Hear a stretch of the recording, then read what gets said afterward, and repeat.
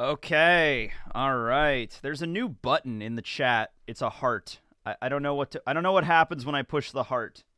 Does something explode when I push the heart? Oh, little emojis come up when I push the heart. Oh, look at that, guys. Look at that. We got heart, smiley face, confetti, cornucopia, shocked face, and 100. Okay, so if you want to rate my live stream on a scale of 0 to 100, but you can only rate it as 100, go ahead and rate it 100. They should really provide other numbers. You know, maybe this stream's not going to be 100. 100 is a really hard thing to get. 100%. I mean, that's not easy to get. You know what I mean? This stream might only be like 82%. This stream might be like a B minus. That might be all we get. You know what I mean? Yeah. Don't press 100, it crashes the stream.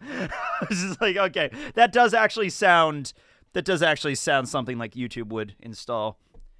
Cornucopia of confetti. Stuffing in a cornucopia! Yes. All right, hello everybody. Welcome back to the post-chapter live streams that we do before the chapter's actually officially released. So, spoilers! But today we're going to be talking about chapter 1087. Also known as the chapter where Garp got his groove back. You just wait for it. Wait for it, everybody. Garp is going to kick ass. Garp is not going down from what happened in the last chapter. Garp is 100% dead. No, he is not 100% dead. How would you know he's 100% dead? That would mean that you would be able to know the future of this story. The only way you could say Garp is 100% dead is if you literally sat down with Oda over tea in Japan, and he directly told you to your face, I'm killing Garp in chapter 1088, guys. It's happening. Here's the sketches. Here's the artwork. It's already gone. It's a foregone conclusion. And be like, okay, all right, but other than that, I think your deductions are a little bit off, sir, I would say. Watch Garp have a Whitebeard moment. Look, there's a reason why there was a running gag that I did in the last review that I said about 6 times that was like, you think this is the first time Garp did the blibbity blue with the schmeckala what's it? You know, you don't know Garp, ladies and gentlemen. No. Okay, so Garp's damage from the last chapter. Let's try to actually accrue this together, all right? He got stabbed in, like, the stomach kidney region by Shiryu, and he got ran through by Shiryu with Haki, and then he also got punched in the face by Aokiji, all right? All right, I mean, that's damage. I'm not going to say that's not damage. Is this the end of the hero Garp? No, it is not, sir. It is not. So he gets knocked on the ground. By the way, I just want to throw this out there. If you go back and look, so Aokiji punched Garp, like, square, like, right here in the center of the forehead, okay? And then if you look at Garp's head at the end of the chapter when he's like lying on the ground and he's like, you know, don't worry, Kobe, don't panic. Justice will prevail. There's really no mark on his forehead. There's really no like massive like gash or blood coming out of his forehead or anything like that. So, yeah. Also, like, yeah, Garp might be old now. He's 78 years old. He's definitely over the hill. But there is no way in hell that a sword stab from Shiryu and one punch from Aokiji, that's going to be the way Garp the hero, Garp the Fist, is going to die. He's fought against literally thousands upon thousands of pirates, some of the strongest SOBs you've ever encountered up and down the Grand Line. But the way he dies is he gets stabbed by Shiryu and punched one time by Aokiji. That's the way he goes out, all right? And if you think the giant island fruit's gonna do anything, dude, uppercutted San Juan Wolf into the ocean. You don't know Garp. Yeah, Garp's not gonna die here. There's no way this is the first time Garp's been stabbed. I don't care how old Garp is. All right, let's look about this in Rayleigh's perspective. Rayleigh is the same age as Garp. They're both 78 years old. Let's say Rayleigh gets stabbed by Shiryu. Is Rayleigh just going to be like, all right, Shocky, I guess this is it. Roger, I'm coming home. You know, just like, no way in hell is that the way that Rayleigh's going to go out, or the way Garp's going to go out. It's just also the fact that, like, Think about that. Like, Oda's sitting there, and it's like he's drawing his manga. And he's like, this is the end of the hero. I'm going to have him get stabbed, punched, and then crushed by a giant hand. That's how Garp dies. That's just how he goes out. Now, I brought this up in the review, but, like, if Garp's going to die in this series, I'm not even completely against Garp dying in the series. All types of, like, hyperbole and kayfabe aside, if Garp's going to die in the series, fine. But, like, it's got to be done in some big bombastic way. Like, Garp's got to have a death match with Blackbeard or something. Rox has to come back from the grave and kick his ass. Like, if that's the way he's going to go out, that's the way he should go out. Or, you know what? Even wind that back a bit. If you're really even going to go the whole angle with Aokiji now fighting against his former, mentor, then go ahead with that 100%. Aokiji and Garp fight on a deserted island for like 30 days straight, and then Garp dies at the end of that. It kind of like a whole thing with Punk Hazard all over again, If you're going to do it that way, Yeah, oh yeah. A lot of people brought that up too. I should have brought that up as well.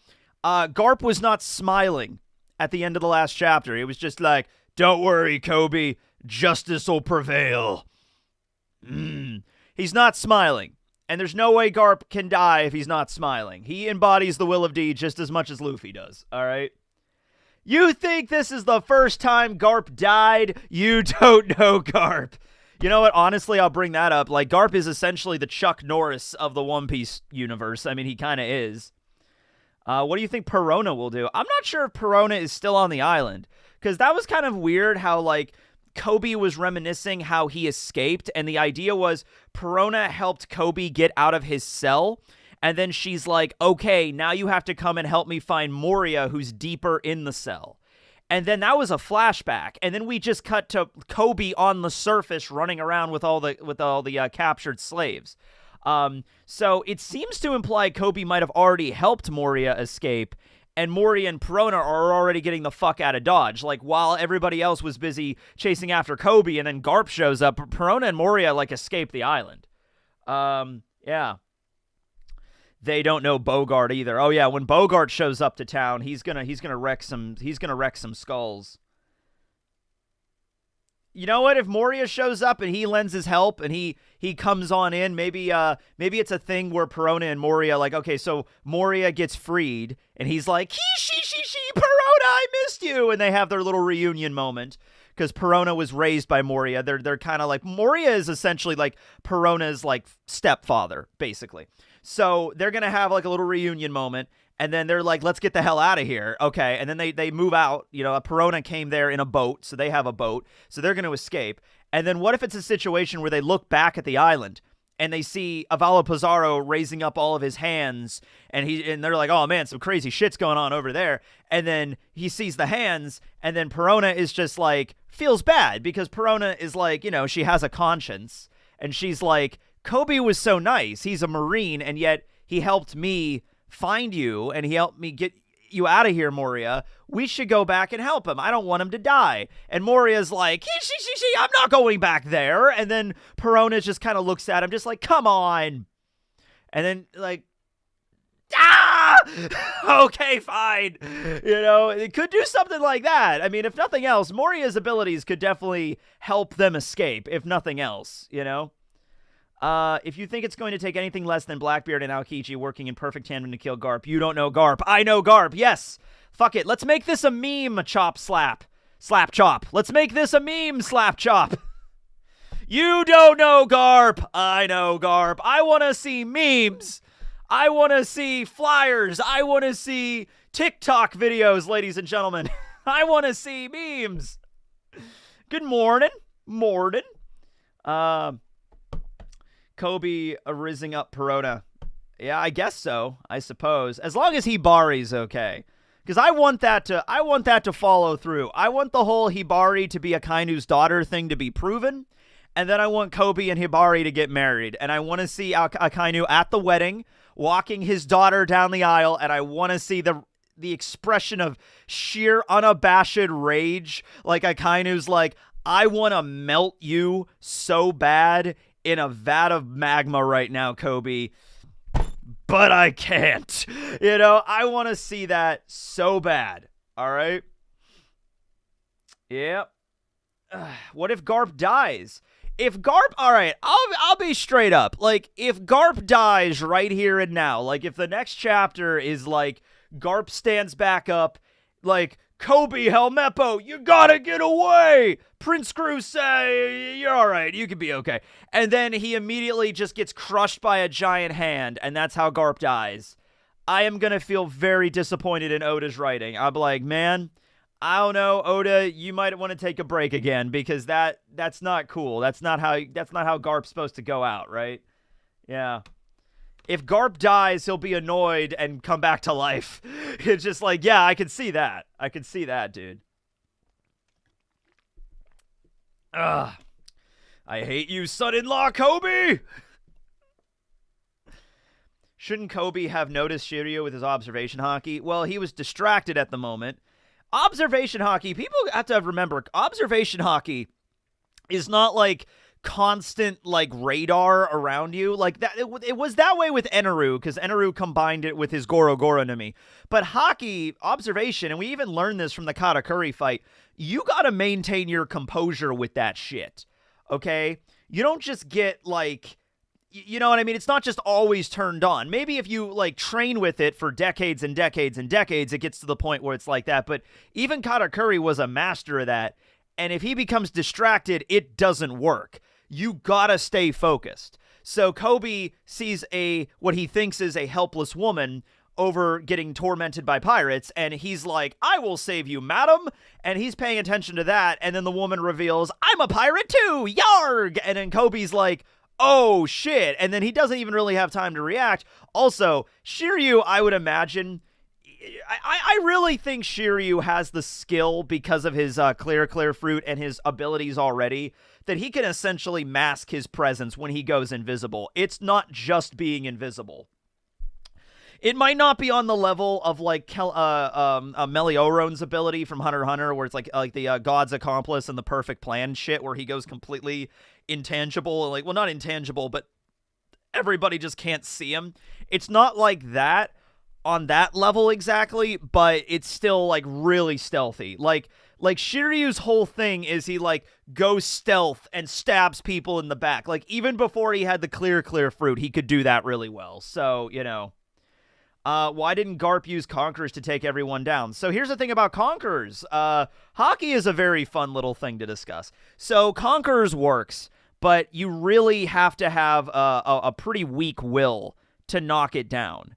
And I imagine quite a few of the pirates got knocked out at Hachinosu. The fact is there's just so many of them, okay? Remember when Rayleigh did that burst of Conquerors haki back at the auction house? The Straw Hats managed, well, the Straw Hats were not, Rayleigh specifically avoided directing his haki at the Straw Hats because he wanted to talk to them. But he hit Kid's crew with the haki, and he hit Law's crew with the haki. Sachi and Penguin were able to resist that. All right? And so if Sachi and Penguin can resist a burst of Conqueror's haki from Rayleigh, I think a decent number of pirates on Hachinosu that work directly under Blackbeard could probably resist Conquerors from Garp. It really only works if you are extraordinarily weak of will, okay? And I think when Garp came careening in with the Galaxy Impact, I think a good number of them probably lost consciousness. But the thing is, there's just so many. They're coming out of, like, every crack, every hole in Hachinosu. There's just swarming pirates, okay? So, you know, these are all not going to be weak-willed individuals. You know, and also, many people might say, you know, you look at Fishman Island, right, where Luffy was able to knock out, like, 50,000 Fishman in one swing, which was, like, an insane number. I think a good chunk of those Fishmen were, like, civilians that decided to, like, that were, like, just, they just bought into the propaganda of Hody, and they were living in the Fishman district, and so they weren't really fighters. They were like, most of them were just like citizens living around, and they're like, yeah, screw the humans, let's fight. And they were just kind of like, or they were just bullied into fighting by Hody and his crew. Like, hey, you're gonna fight, right? And he's like, yeah, I guess, And then Luffy shows up and knocks out 50,000 of them. I don't think all 50,000 of those fishmen were like, it's like, we're trained mercenaries for the last 30 years. It's like nothing like that. No. If you think about it, the Marines can't really afford to lose Garp and Kobe, so it's possible they sent back up after they heard Garp went. That's also feasible too. I mean, what kind of backup do you need? You have Bogart there, right? Also, Smoker. We don't know what's up with Smoker, but it would actually be really funny if Smoker showed up, because Smoker, like Aokiji saved Smoker from Doflamingo at Punk Hazard. Now Smoker shows up to save Garp from Aokiji. And once again, I'm not saying, like, are you saying Smoker could beat Aokiji? No, but, like, another third party arriving to, like, distract everybody and then help Garp get away? I think that's pretty fair. Smoker shows up, covers the whole island in smoke, because it's kind of his thing, and then he leaves. Yeah. Wouldn't the Marines be able to send backup because they are about to go to war? I mean, it depends on if they're sending literally everybody to Egghead, which, by the way, the implication is kind of like, yes, they are doing that, which is not very smart, by the way, to send, like, all your Marines to Egghead. There's no other Marine around that's like, hey, it's like, let's send, Comil. Comil's not around. Dalmatian's not doing anything. Good evening from Romania. Good evening, Romania. Garp ain't running. Well, he wanted to run in the last chapter. That's why they went there. They went there to rescue Kobe and the prisoners. They did that. And then Garp himself said, let's get out of here. Time to move out, This was not, listen, this was not like a kamikaze kind of thing. And this was also not like, let's kill every single pirate on Pirate Island. Let's wipe out all the Titanic captains. That was not the plan. From day one, that was not the plan. Garp will die in chapter 1092, 1,000 chapters later, as he was introduced. Okay, a lot of people look at that and they see that in a lot of ways. Like, they'll be like, Vivi will join 1,000 chapters or 800 chapters after she left. This character will do this 1,000 chapters after this happens. It's like, I don't buy into that too much.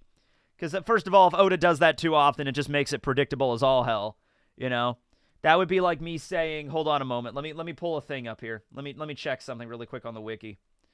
Let me I'll throw some theory crafting at you right here. Give me a moment. All right. Okay.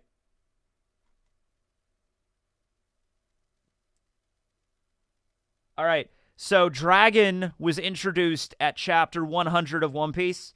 So I'm predicting Monkey D. Dragon's going to die at chapter 1100 of One Piece because it was 1,000 chapters after he was introduced, right? So there we go. Let's see. What else? What other big mysteries are going on in the One Piece world here? Hold on a moment.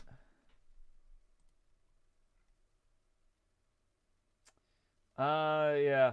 I mean, you could just do that. You know what I mean? You could just say like 700, 600, 800, whatever. He didn't know Aokiji was there at first. Garp did not. That is true. Garp didn't. Comil doesn't need to be relevant. You know what's weird with Comil? They paint Comil as kind of a badass, honestly. Like, they use Comil in a lot more ways than you would expect. Like, he showed up in Film Z in the background. Like, Comil was personally trained by Zephyr.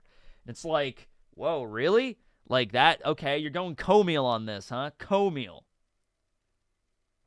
Suru and Sengoku might show up. Yeah, because, okay, Suru is a vice admiral, but she can kind of do whatever she wants because she's so, like, high degree. And also, Sengoku's just the general inspector. He can kind of go wherever he wants. Sengoku could kind of be like, I think it's time we give an inspection to Hachinosu. Dude, if Sengoku showed up, Garp's getting away. There's no way Sengoku and Garp are both dying at the hands of Shiryu, Avalo Pizarro, and fucking Vasco. Or maybe Aokiji. Like, there's no way. How far is Pirate Island? It's not very far from Wano. It's about halfway through the New World. But the thing is, like, Oda plays with that a lot. Like, where it's, like, going from one end of the New World to another location in the New World. You know what I mean? It's kind of a thing where it's like, there's no way Sengoku and Tsuru could get there in time because the travel. And it's just like, I thought that too, but it's like, Oda could fudge that. Oda could fudge that so bad. They get into an experimental Vegapunk rocket ship, and they just like they crash down at Hachinosu. Like sure, like fine. Is that really going to be the thing that's gonna break your immersion? If Perona dies or gets hurt, because she should still be there. The Blackbeard commander who does that is dead because Mihawk doesn't take prisoners. Oh yeah. I don't think Perona's gonna die though either. I just don't think they are, A Tekking dies after he makes a 4K plus videos because they were 4K since his first. Yeah, see, there you go. And I'm already at 3K something, so I don't have many videos left. How many wash cycles to make Aokiji a Marine again? So, I have an idea. I have another theory here. By the way, thank you for bringing up wash cycles because I'm doing my laundry at the moment. Actually, let me check on that really quick. Checking on my laundry. We're still good. All right. By the way, I'm going to be on another stream after this one today. It's on Hidden's channel. Go check out my Twitter. I retweeted his thing. It's going to be like a charity game show. It's going to be really fun. I'm going to be over there for a couple hours. It starts at 2, so it's 10. I'm going to probably go to like noon today with this, and then 2 hours later after that, I'm going to go to Hidden's channel. So, keep in mind. All right. So, I was thinking about Aokiji. And so at the end of the chapter, you had a scene where Garp was like, justice will prevail. I'm wondering if Garp is talking about Aokiji. If Garp is like, because Garp just took a punch from Aokiji. And if you know anything about Garp, you know that Garp is able to communicate with, everyone's like, I got biceps. Okay, cool, great, awesome. Garp knows how to communicate with people through punches, all right? Like, when this was the first time Aokiji really punched him this time. So it's like, I know the hesitation in your blows. I know your wavering nature because you punched me in the forehead. Like, Garp's able to read people that way, okay? So maybe Garp is like, Aokiji's gonna see the light. He's not gonna kill me. I know where Aokiji may be wavering right now. You know what I mean? Yeah. So maybe Garp was referring to Aokiji. Maybe he was like, you know what? Don't worry, Kobe. I punched Aokiji. He punched me. I got a feel for how he is. He's gonna come and see the light. Don't worry about it. Getting to do his own laundry, laughing my ass off. What? Like that I do my own laundry? What? What, did you think I had a laundry goblin living in my house? I have an internet goblin. I have a laundry goblin. I have a dishes goblin. I have a grass goblin that, number one, mows my grass, but also sells weed on the side. I have a soap goblin that cleans my house. They just, he lives in the washing machine, and they just, grabs all my clothes, and he's like, hot water or cold water cycle. It's like, cold water cycle. Okay. Just goes back in and just fucks with that. Yeah. I wish I had a goblin friend. Oh, yeah. Techie 101, 31-year-old grown-ass man. 30! I am 30! I am getting to the point where, no, we're not going any further than that. I am 30. What did Aokiji mean by he's still him to Smoker at Punk Hazard? Isn't he contradicting himself now going against Garp? He might actually be the reverse. It might be like, well, okay, look at it this way. I don't think Aokiji, the person he is hasn't changed. It's like he spent most of his life kind of just obeying the Marines. And then he got to a point where he's like, you know what? I'm going to go out and find out who I really am. I'm going to go seek out what I really want for myself. Okay, maybe I never even really wanted to be part of the Marines. That was kind of like Aokiji's kind of like revelation he had, all right? And so I think he saw that in Smoker, too. I think Smoker, after the events of Punk Hazard, is really starting to question everything. Smoker witnessed Alabasta. He also witnessed Punk Hazard. Smoker's starting to, second-guess the Marines now. He's like, this is kind of a messed up kind of system we have here. And I think Aokiji just wanted to say to him, when he said, hey, you're still you, is he's still the person he was, but he's beginning to see the truth of everything the same way I did, kind of. That's the way. when I was in 6th grade, and now I'm 20. Yeah, I know, I'm old. Dude, I was thinking about this the other day. Oh, what was it? I think somebody commented on my earliest YouTube video. I think it was that. And it was like, yeah, I remember that. Yeah. Somebody commented on my earliest YouTube video that I released in May of 2009. And somebody commented like, this was the day I was born. So that kid that was born the day I started doing YouTube is now like 14 and is watching my YouTube videos. And I'm like, oh God. Like literally the day I started doing YouTube, a baby was born and now he's commenting on my channel. I'm like, oh God, that makes me feel old. Oh, that hit different. That really hit different, you know? Oh my God. Hi Par Vision, how you doing? Is teching, Emu teching Neurona. Yeah. I need to still do a video about that. I need to do research on Emperor Nero, because Nero set the fire to Rome, and that's like Nero's name, Neurona. So I still need to sit down and read about Nero. I just haven't in a while. I know a little bit, but not enough to actually, like, I want to, like, dive into it to do a video. You have a habit...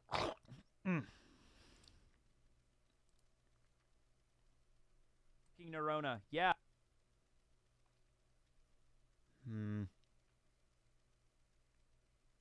All right.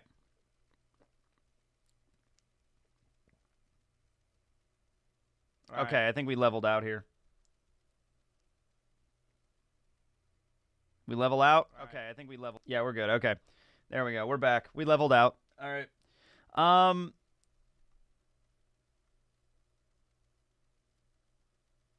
Right, well, I'll be at Anime NYC now. I'm not going to Anime NYC, but yeah, I have a lot of streams I gotta do. Oh, man, we're still dropping.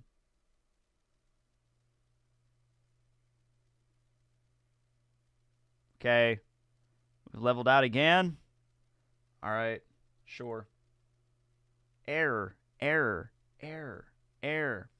We are back. We are in. We are back. We are gone. We are back. We are gone.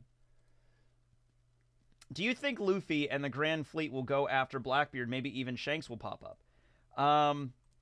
I feel like, yeah, eventually, but that'll be, like, later on. That's not going to be, like, right now. Par crashed the stream. Yeah, let's all blame... let's not blame Par. He's a nice guy.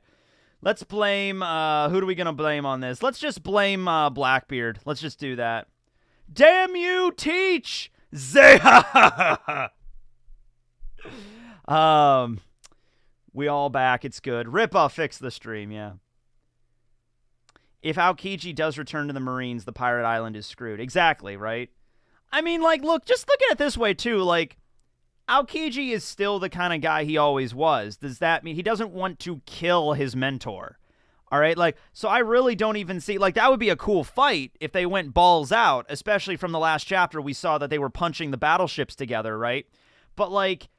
I don't really think that, like, Aokiji wants to, like, brutally murder Garp. You know? Like, I don't think that's going to go down. He even said, like, I can't let you get away from here because Teach helped me with some stuff, and I'm basically repaying a debt to Teach right now, you know? But I don't think that debt's going to carry to, like, Aokiji murdering his mentor, you know? Teching is so freaking hot. Oh, thank you. Oh, it is hot. Oh, guys, guess what? So, dude... have you ever taken a freezing cold shower before? My hot water heater broke this past week. I got a new one installed, so it's good now. But for about 2 days there, I had to take freezing cold showers, and I have to tell you, if you're ever in a position where you have to take a cold shower, if you're ever in a situation where your hot water heater's not working and you just have to take a shower, okay? Here's what you do.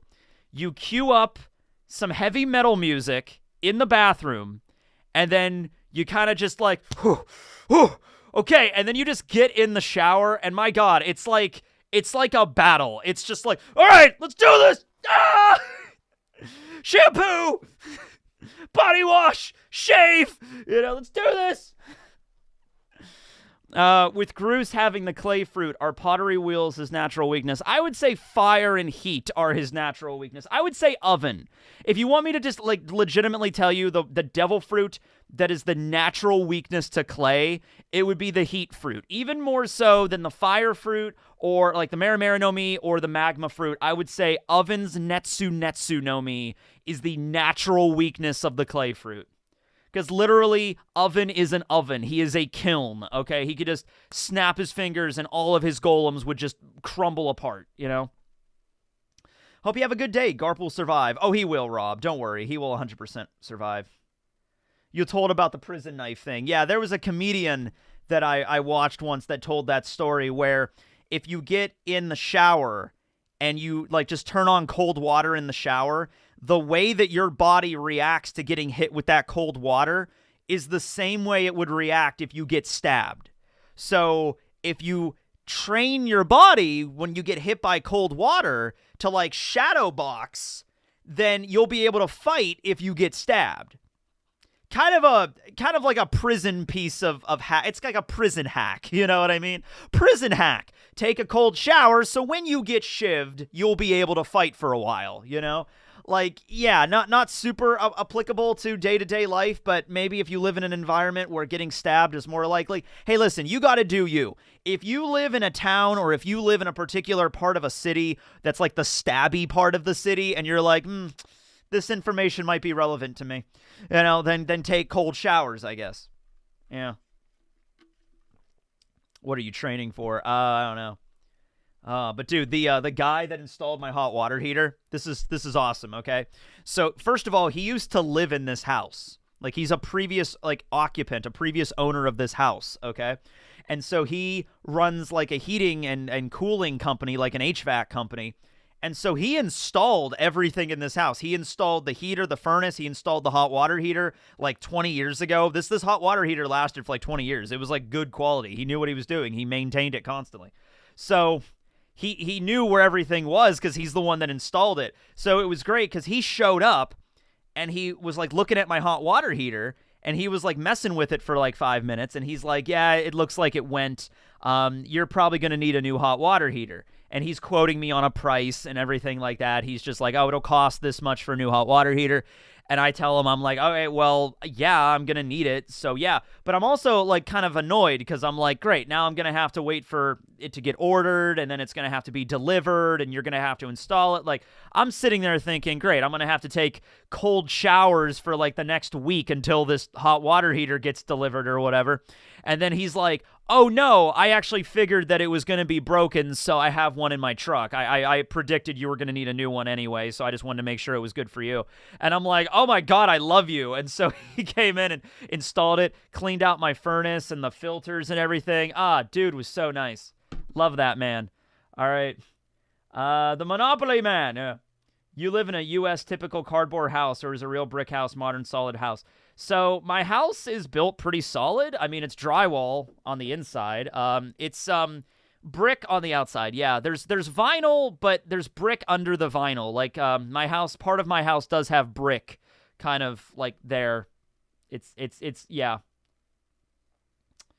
Garp needs a Netero moment. So I talked about this in the review. How Garp would die. If Garp wants to die like fighting zombie rocks, that would be great. If Garp dies fighting Blackbeard, fine. But if Garp were to have a nuclear bomb in his chest and he just goes all Netero with it, like, hey, Aokiji, you'll never know the bottomless malice of the human spirit. And then boom, just sets off a nuke. But Garp wouldn't do that. That would kill Kobe and Helmeppo and everybody too. Hot water is redundant.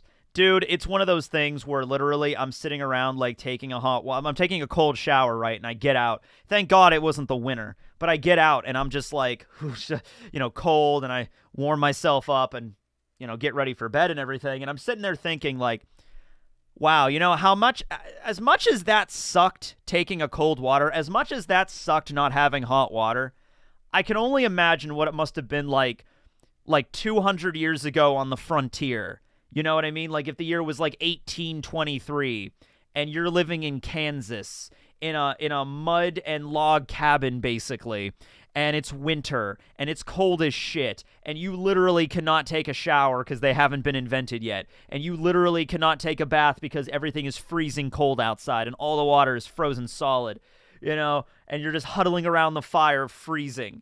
You know, I'm like, yeah, that I'm glad I live in modern times. No one could say modern times are perfect, but and you know, maybe there's a moment in the future, like a far off future, that's like maybe teleportation exists. You know, like nowadays it's like, man, it sucks that you have to go through TSA and everything to get through the airport, and you know, you have to get on the plane and you have to fly. Maybe in 200 years they'll be like, have teleportation technology and you could just warp wherever you want, right? And it's super easy. And like, man, I'm glad I didn't live in the year 2023 when they still had to take airplanes places. You know, maybe, but I'm like, I'm content with where I'm at right now. I can talk to a bunch of people from all over the world. Like, hold on. Where are you guys from? Is somebody from Chile in here? Is someone from France in here right now? Like, probably. I live in Kansas and confirm hot water doesn't exist. See, there you go. Yeah. Yeah, being clean was for rich people 200 years ago. Honestly, it was. People would get in their fucking clothing and they wouldn't get out until the spring because it's too cold. Sweden, Australia, Hawaii. Oh, Hawaii, nice. France, Maryland, Germany, Israel, Saudi Arabia, Serbia. Sweden gang here. Nice. California. I love California, sadly. Hey, look, I've been to California, okay? Sequoia National Park was very lovely. That's the only thing I say about California. Sequoia National Park was very nice. It was very lovely. I saw a brown bear. It was really cool. All right. Greece, North Carolina, Buffalo, Italy, Hungary. Like, seriously, think about this. I'm not some Hollywood actor. I'm not a billionaire. I'm not some high-powered politician that can have a conference with people all over the world. I'm a guy in the middle of nowhere, Pennsylvania, that talks to a brick for a living, you know? And with modern technology, I can talk to people from Belgium, Kuwait, Brazil, India. I have all the opportunities here to ask so many questions about the world. None are coming to mind at the moment. There was actually a question the other day I wanted to ask somebody. I can't remember what country. There was something about a country somewhere that I'm like, if I ever have a chance to talk to somebody about this country, I want to ask them a question. But I completely forgot what it was. Say Jamaica. Now I'm just reading off countries. Tekking's the movie star. I don't want to be a movie star. You know, there's like a lot of... Okay, so the other day I was watching a... not a review, but like a breakdown kind of mini documentary of... Do you remember the Angry Video Game Nerd movie? Has anybody seen the Angry Video Game Nerd movie when that came out? Yeah, it wasn't very good. And it was unfortunate that it wasn't very good. Not a lot of people really liked it, and I'm included in that.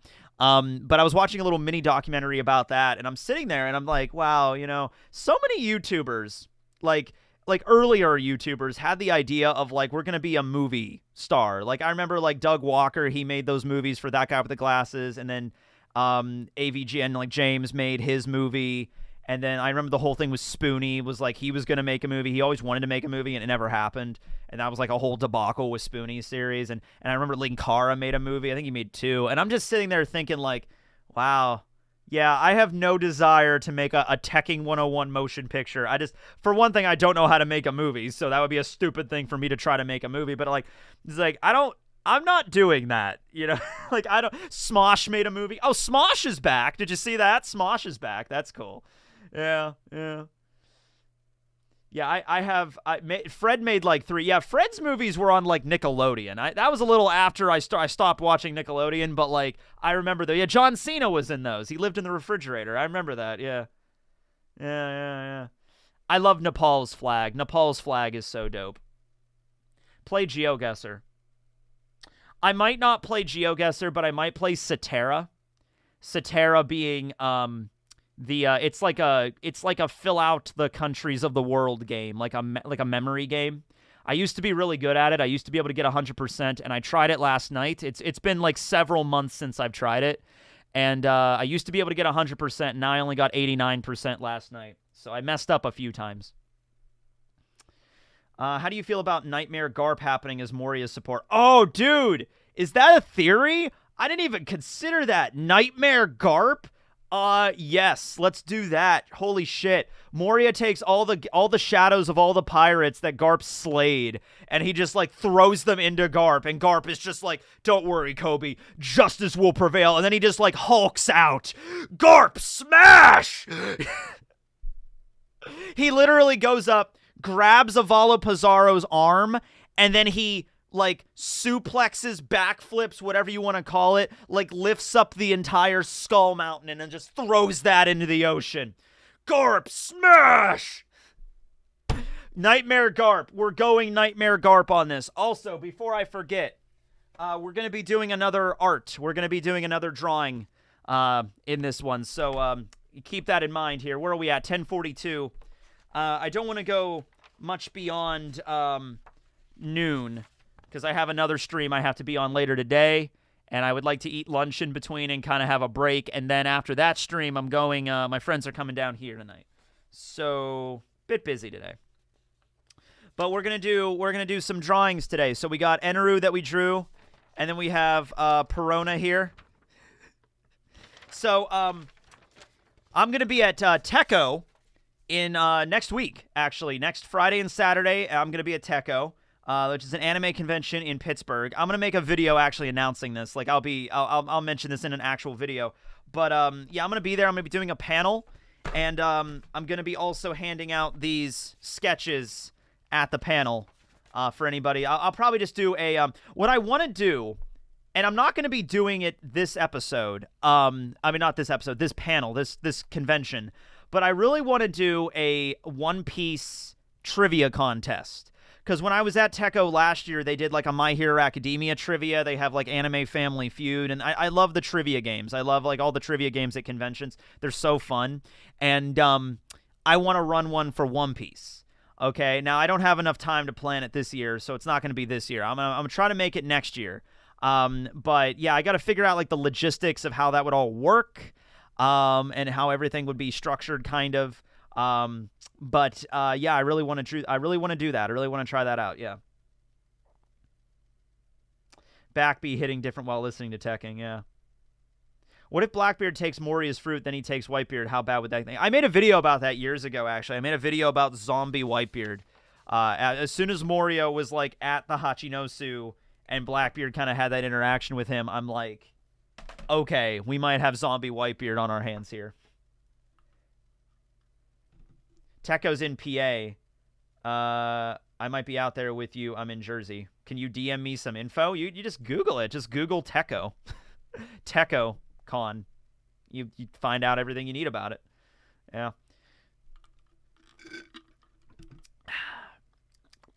It's good tea. Good tea. Zombie Whitebeard. What's for lunch? I don't know. Actually, I have some leftover Panda Express in the fridge. I'm probably just gonna have Panda Express for lunch. My lunches are never very epic. My lunches are always, I'm working on a video, I'm gonna go break for lunch really quick, eat like a sandwich or like a frozen burger. Like I have these little frozen burger meals I eat. I'll just eat that really quick and then go back down to finish editing. Those are usually my lunches. My dinners, I will usually like, okay, I'll actually cook for dinner. But lunches and breakfast are just like, okay, let's just get this done. I have shit to do, you know. Have you been rewatching our Outlast stream and you said something about visiting the Silent Hill town? I've never been yet. So Centralia, PA is the town that the Silent Hill games are based on. It's a town that has a mine fire raging under it for like 60 years and it hasn't been quelled. So there's still like steam and shit coming up from underneath the ground.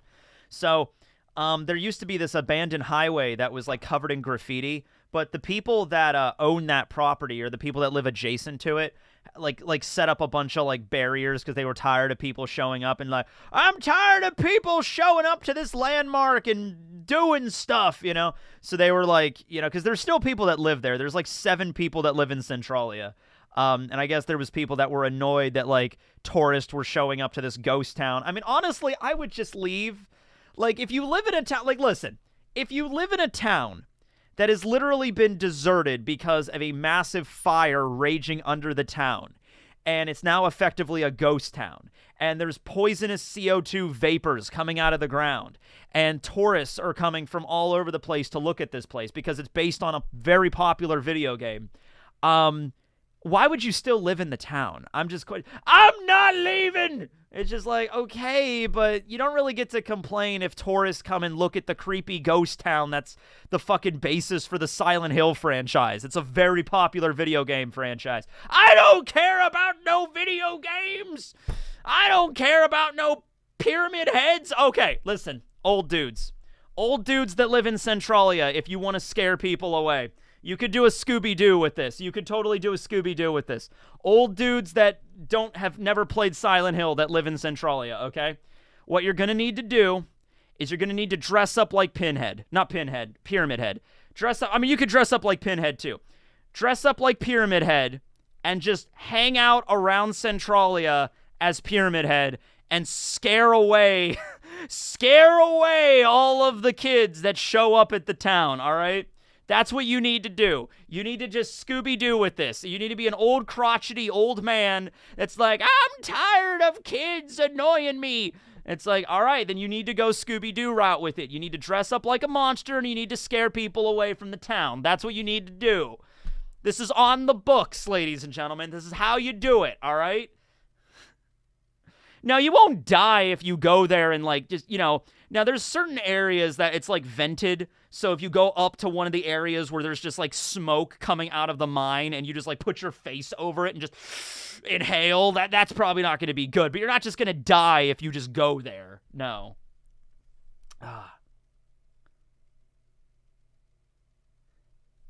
I think the tourists would enjoy it. Well, not if the old people actually murder. If they actually murder the tourists, then that's a different. See, in Scooby-Doo, they just kind of like scared people away. That was something I always wondered in Scooby-Doo. Like, what happens if the monster actually kidnaps like somebody? Like, what happens if they actually catch you? Are they going to kill you? There was one episode, I think it was the one with the werewolf, where it was like at a sawmill. And so, like, the werewolf, like, which is obviously just a dude in a rubber mask, but the werewolf, like, kidnapped Velma or Daphne, and I think it was Daphne, and, like, strapped her to a log and was, like, sending her down this conveyor belt to be sliced in half by a buzzsaw. Like, this was, like, he was actually trying to murder Daphne. And then, of course, like, Scooby and Shaggy show up and they save the day and everything like that with comedic hijinks. But, like, there was, like, a couple of episodes where it's just like, oh, no, we're actually going to kill you for trespassing. You know, we're going 100% with this. You know what I mean? We're not ending this halfway. We're no half measures. We're really going to kill you. You know, we're dedicated to this real estate scheme or whatever we're trying to pull here. You know? All right. What's next? It would be hotter if it was Velma. Everything would be hotter if it was Velma. Thoughts on the Blackbeard crew not being this significant after all? They keep getting taken out easily. Okay, how is getting one shot by Garp being taken out easily? It's Garp. It's Garp. It's like if Shanks showed up and beat Vasco's shot with one attack. Yeah, no shit, it's Shanks. That's not a very good measure for your crew. Like, are you strong enough to take on Garp? No? Well, then you're weak sauce. All right. Facts. It's motherfucking Garp. You know? How much is your room? How much is my room? Like, how much space does the room take? I don't know. One-shotted by Garp is a right. Yeah. Dude, everybody needs to get one shot by Garp. If you're not getting one shot by Garp, you're not even relevant in this story if you haven't been one shot by Garp yet.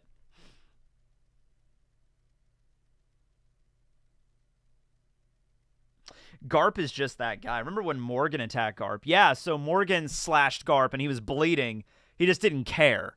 All right, now I would say this is a little different because Shiryu did use Haki after all, so it was a little different. But that just shows that Garp, like, even if he's not using armament Haki, even if you cut him, he doesn't care. It's just a non-thing. It's a non-issue for him. It's just like, oh, I took a gash, a giant axe wound in the chest, and I'm bleeding. Yeah, whatever. Get some powdered donuts. Oh.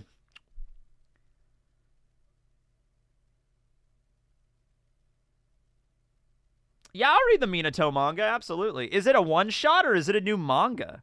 Is that just like, is Kishimoto, because I know Kishimoto tried the samurai thing, the Hachimaru 8 samurai thing, and it didn't work out too well. Is he just like doubling down and just like, you know what? I'm just going to expand the Naruto universe. It's just a one-shot. All right. I mean, you could have just done a Minato manga. That would be good. I would read that, yeah. I'll read it.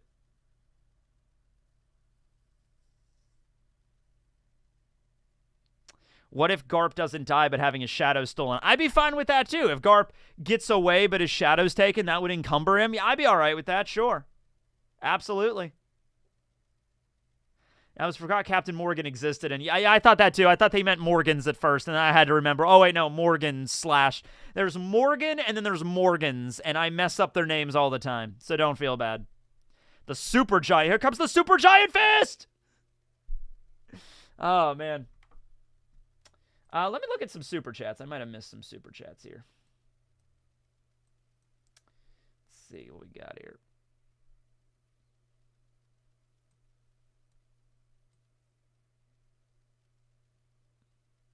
Wait, didn't Garp know someone was turning invisible?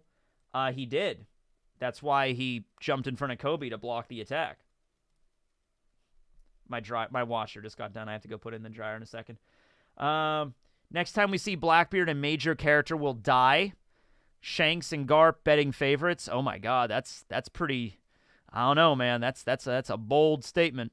Have you ever watched Beyblade Metal Fusion? I've never watched any Beyblade property ever. Does the ocean floor full with Devil Fruit Objects users? Does the ocean floor filled with Devil Fruit Objects users? So Devil Fruit Objects didn't really start being a thing until Vegapunk started messing with it. So I don't think they've been around for very long. I think it's more of like a recent thing, like within the last couple of decades. Even then, it's kind of a little bit too long back. Maybe like last 10 years or so. There's been stuff like that, but no, I don't think there's like the bottom of the ocean. And they would just be like regular objects too. They would just be like a sword that ate the lightning fruit. Okay, well, if the sword fell in the water, then I guess the sword would, I guess that it would eventually have corroded and then the devil fruit would have reincarnated. But yeah, I don't think the object thing is very, it's very old. Hey, Tekking, a big fan from Malaysia. Do you think Hachi and Arlong, oh my God, that's a very direct, you're asking if, yeah, that's a dark question. I don't think Oda's ever going to go there, but I'm going to say no. I'm going to say no. That's, Jesus. Okay.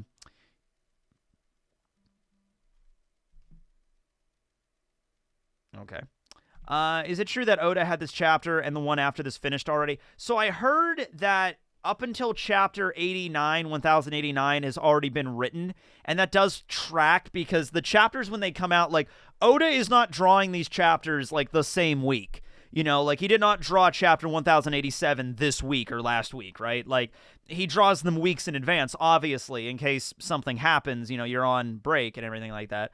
So I think the next chapter that Oda's going to draw that after his surgery, I think that's chapter 1090 after the surgery. Yeah.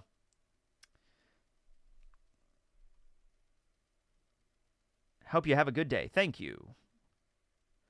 Let's see. Perona dies. I answered that one. What do you think of Chris Evans as the Don Quixote brothers? I think he could pull it off. Oh, like casting for the show.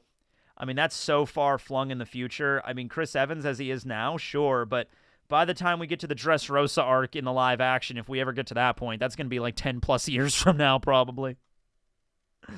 Oh, man. Do you like Warhammer 40K? No, I haven't even looked into it. I don't know. I don't know. I'm not really way into, like, the miniature aspect of gaming. So I don't know if I'd like it too much. But maybe. How did I get the chapter reviews so early? Yeah, a lot of people were like, where did you read the chapter? It was OP Scans. OPscans.com. There was a lot of those. There was, like, they came out early. I saw it in the morning, and honestly, it's glad that I did. Because the day I reviewed the chapter was the day the guy showed up to fix my hot water heater. So, I literally recorded the chapter review, and then 10 minutes after I was done with the review, like I was just sitting down to edit it, the guy and his crew showed up to install a hot water heater. So they were in that back room over there for like 3 hours, like like there was like a blowtorch at one point I heard, and I'm over here editing with my headphones on and shit. So it was a good thing I got that done right before they showed up. It was very good timing. OP Scans is not working anymore. Oh, well, maybe we did the last review then. Blowtorch? Well, yeah, they were doing some welding in there to install the hot water heater. Yeah. They knew what they were doing. I'm in here like editing with my headphones on, and I like just hear like a and I like take my headphones off and I'm like, "Oh, that's a blowtorch." All right, well, they know what they're doing. I think I know what they're doing. And then I just boom, giant explosion in the background. Nah, they were good guys. They were good dudes. Sengoku and Suru arrive. American. Yeah, American. Only Americans use blowtorch when installing items. No other country uses a blowtorch. Blowtorches are strictly American. Do you watch tennis? No, but I like to play tennis. It's been a while since I played it, but I really do like to play tennis. Not very good, but I like to play.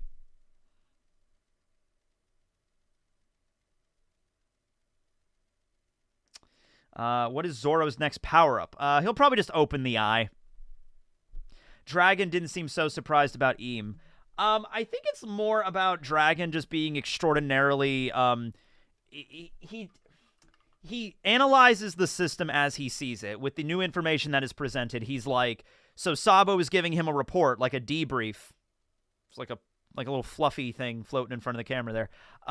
But Dragon is like somebody that's just like, he's not going to be like, what? Someone that lives on top? Like, that was Ivankov's reaction, you know what I mean? But, like, Dragon is going to be more down to earth with this. He's going to be, like, more rational.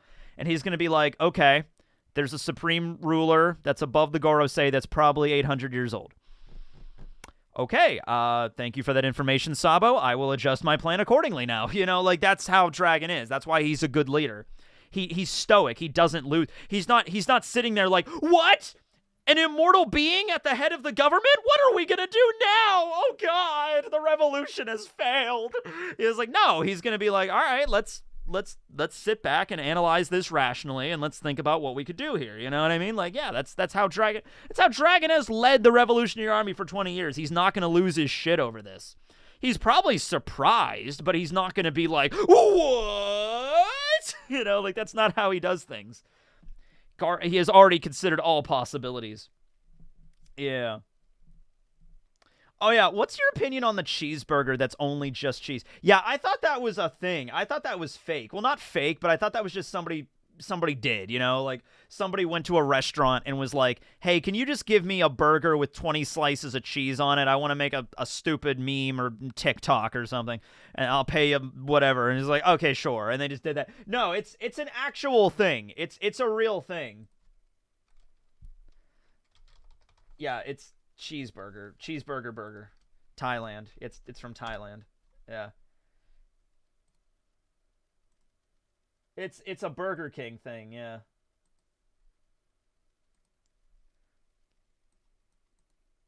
Ah, it's doing that distorted thing again. Hold on. Yeah, it's the file format. Sometimes it works, sometimes it doesn't. Everything's WEBP now. JPEG! Go back to JPEGs. All right, there we go.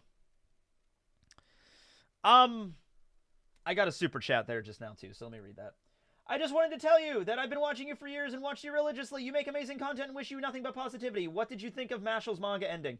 I mean, it's the ending I expected for Mashal. I liked it. I thought it was the ending that's like where Mash doesn't even show up at the end of the ceremony. He's just like, nah, I'm just gonna go do my own thing. So it's just like, yeah, okay, that tracks. That tracks. It was a fun little manga. It told its story and then it ended. You know, that was fine with me. Yeah. That is disgusting. Yeah. I can't even imagine this would taste good. Like, let me tell you, like, okay, sometimes when I'm, like, hungry, but I don't feel like making a whole meal, like, at late at night when I'm hungry and I'm like, I just want a snack, I will go into my fridge, and I don't have, like Kraft singles like this. I actually have really good deli cheese. Like, I'll get, like, Swiss cheese, like, actually, you know, sliced at the deli, and I'll take that, and I'll use that on my burgers and stuff like that, like good quality Swiss cheese and shit. So I'll, like, I'll go to my fridge. I'll have maybe some salami, maybe a slice of Swiss cheese or provolone that I have in my fridge, like good quality cheese, and just like eat that and like as a little snack and be like, oh, that was good, you know. Swiss cheese is the worst cheese though. You know what? I used to think that too. When I was a little kid, my dad loved Swiss cheese and I hated it. And it's one of those things that I got older and I just love it. I think it's just one of those things that, when you become an old person, you just like it. Anyway, but no, this doesn't even look appealing from a cheese perspective. Like, this just looks like 20 shitty American Craft singles stacked on top of each other. Like, that's like the worst cheese. Like that, I hate American cheese. Like, I will not eat American cheese. People always say, like, you gotta put American cheese on a hamburger right off the grill. That's what it's best for. I'm like, nope, I don't care. It's not going on my burger. I'm not letting that American cheese crap touch my burger. No way. Put some provolone, put a mozzarella, put pepper jack, put Colby jack. I don't care. You put up Munster cheese. There's so many other kinds of cheese. I don't care. You're not putting American cheese on that shit. All right? I am not eating plastic American cheese. All right? Next chapter is going to be Bogard, the Sword of Justice. Mark my words. I would love that. Does Amazon Lily have a constant flow of women, yet all but 2 of 3 of them actually know what a man is? Do you have a theory? Oh, yeah. The pirates, the Kuja pirates, while they're out there in the world, they will take husbands, or they will have sex with men, and then they will return to the island, and then just coincidentally, the way that Oda gets around it is just all the children born to members of the Kuja tribe are women. Are female. That's just how he does it. You know what I mean? Like, it's not even like, oh, I was giving birth to a boy, and then they send him flying over the freaking bow or something. Or it's like a thing in Breath of the Wild or something where, like, a man is born amongst the Garuda every 1,000 years. Or maybe it is, maybe. But I don't think that's the way Oda's going with it here. The Kuja pirates will go out, and they will find a man, and then they will do the deed, and then they will get pregnant, and they will return to Amazon Lily, and they will give birth, and they will always be female. That's just the way Oda specified it. Yeah. Yeah, they're basically the Gerudo from Zelda, yeah. And most of them don't know what men are because those are the ones that live on the island their whole life. Like Margaret was only like 16 when Luffy met her. Like, she had not gone out to sea yet. She was not like a pirate yet. She was just living on the island, and so that's like Sweet Pea and everything. They like kind of just lived on the island as like citizens. But the pirates, like, Boa and her siblings, and then Ron and everybody, they've gone off and they've traveled the world, so they know what men are, obviously. Yeah. What's my favorite burger? I like anything that has caramelized onions on it. A good burger for me would be nice juicy meat patty here. Probably medium. Yeah, medium's good. Swiss cheese, caramelized onions, mushrooms, really good sweet and spicy kind of mustard, lettuce, tomato, really good buttery bun. Yeah, that sounds really good. Ooh, toasted buttery bun. Yeah, that sounds really good. Oh, yeah. Maybe some garlic aioli on that, on the underside of the bun. Oh, that would be good. That'd be really good. How do you like my I like steak. I usually go medium. Medium for most steaks and burgers. If I'm feeling particularly daring, or if I'm at like a really fancy restaurant, like if I go to like a really fancy steak restaurant that's like, good quality, like really good quality shit, I'd be like, all right, I'll take medium rare on that. But usually I just go medium. If I'm feeling maybe a little sick that day, I'm just not in the mood, I'll just go medium well. My mom will not eat a steak unless it is completely, like, devoid of pink. Like, if there is... I have seen my mom put back a steak that is, like, it was, like, maybe a speck of pink. And she's like, I'm not eating this. This is raw. I'm not eating this. Meanwhile, I'm over here, like, cutting into a medium steak. There's, like, blood all over my plate, and I'm just like, oh, my God, that's so good. And she's just like, I don't know how you can eat that. So my mom, like, literally when we order food at a restaurant... Because sometimes just saying well done is not good enough. We'll say well done, and then they'll bring it over her, and it will still be pink. So my mom literally has to specify like one step shy of like burned, like literally not a speck of pink.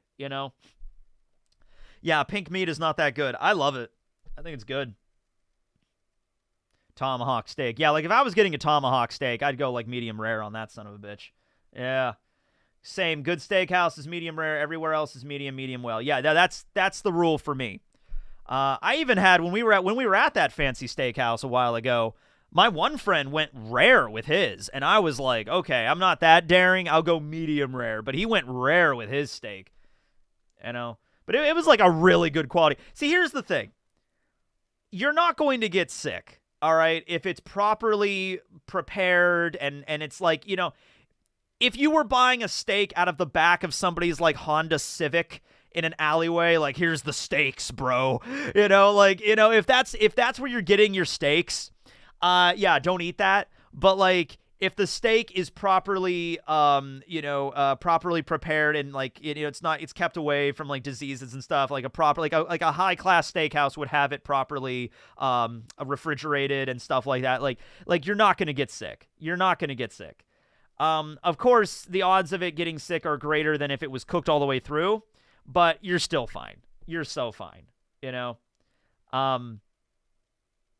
Y'all trust fast food places. I think you'll be finding eating a rare steak from a steakhouse. Exactly. Yeah.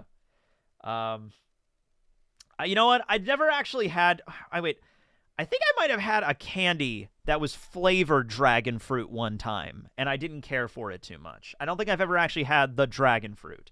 I think I had like a piece of Hi-Chew or something that was flavored dragon fruit, and I wasn't a huge fan.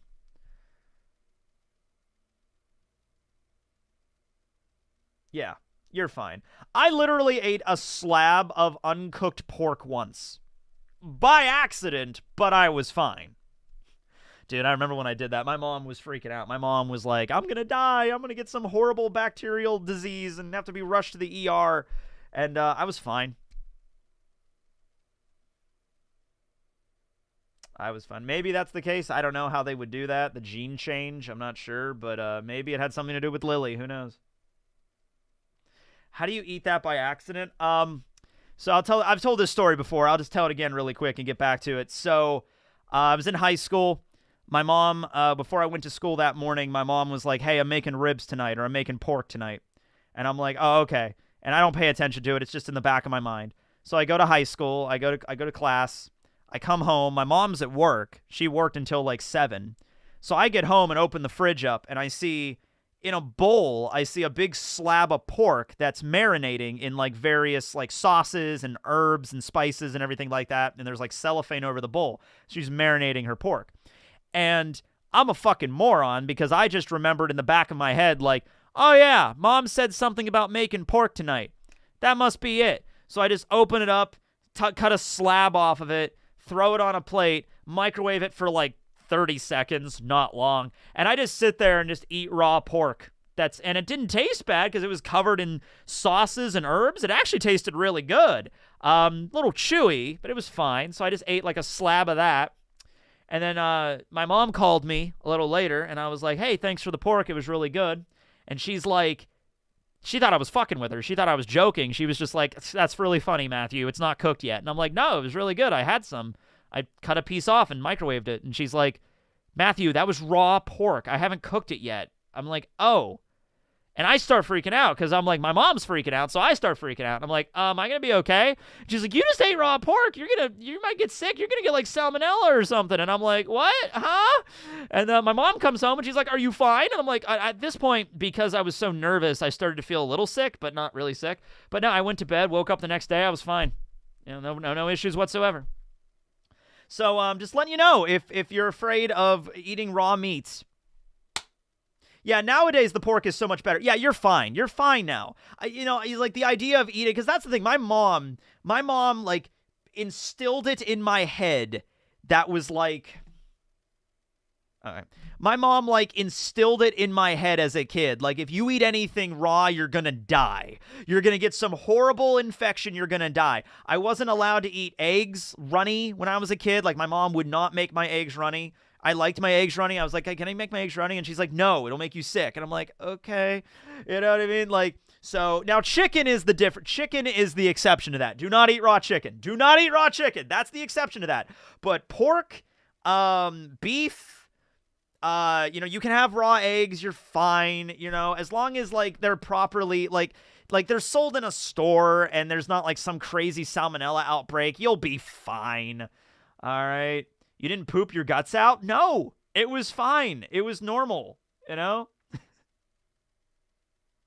Raw pork, death. Yeah, don't eat raw chicken. Chicken's different because salmonella is the thing. Even though, you might not get salmonella, you don't want to risk that though. Yeah. No teching. You need to cook pork thoroughly. I've eaten lots of pork, not even just raw pork, like from that one incident. That was a freak incident. But when I make my sausage, it's still a little pink inside of my sausage when I cook that now, and it's fine, So, there it is. Fresh eggs are the best. I like fresh eggs, yeah. But, cook it to whatever your preference is the point. If you don't feel comfortable having a little bit of pink in your beef or your pork, then cook it so there's no pink in there. If you don't feel comfortable eating a runny egg, make a hard-boiled. I guess you could make a hard-boiled egg, but also make I'm not great at egg terminology. Over hard. There we go. Yeah, do it over hard. Yeah. I overcook just in case. Now the one way I'm really nervous about it is whenever I'm cooking for a group of people and I'm making chicken. Because I love making chicken parmesan, this deep-fried chicken parmesan recipe. It's a Josh Weissman recipe, which, by the way, he's coming out with a new cookbook, and I pre-ordered it already, so it's really good. But this chicken parm recipe is really good. The sauce is amazing. But when I deep fry the chicken and take it out, it's usually not cooked all the way through on the inside. So I'll deep fry the chicken, and then I'll put it on a tray, and then I'll stick it in the oven 400 degrees for maybe like 10, 15 minutes, and I'll just make damn sure the chicken is cooked all the way through, because I'm making a meal for like a lot of people. I don't want someone to get like some chicken disease at my house, you know what I mean? So I'm very careful with chicken. But if I'm cooking sausage, which I do often, and I'm making the sausage, I'm doing like a stir-fry kind of deal with like some peppers and onions and shit, and I look at the kielbasa or whatever, and it's like a little bit of pink inside. I'm like, I'll eat it. It's fine, Yeah.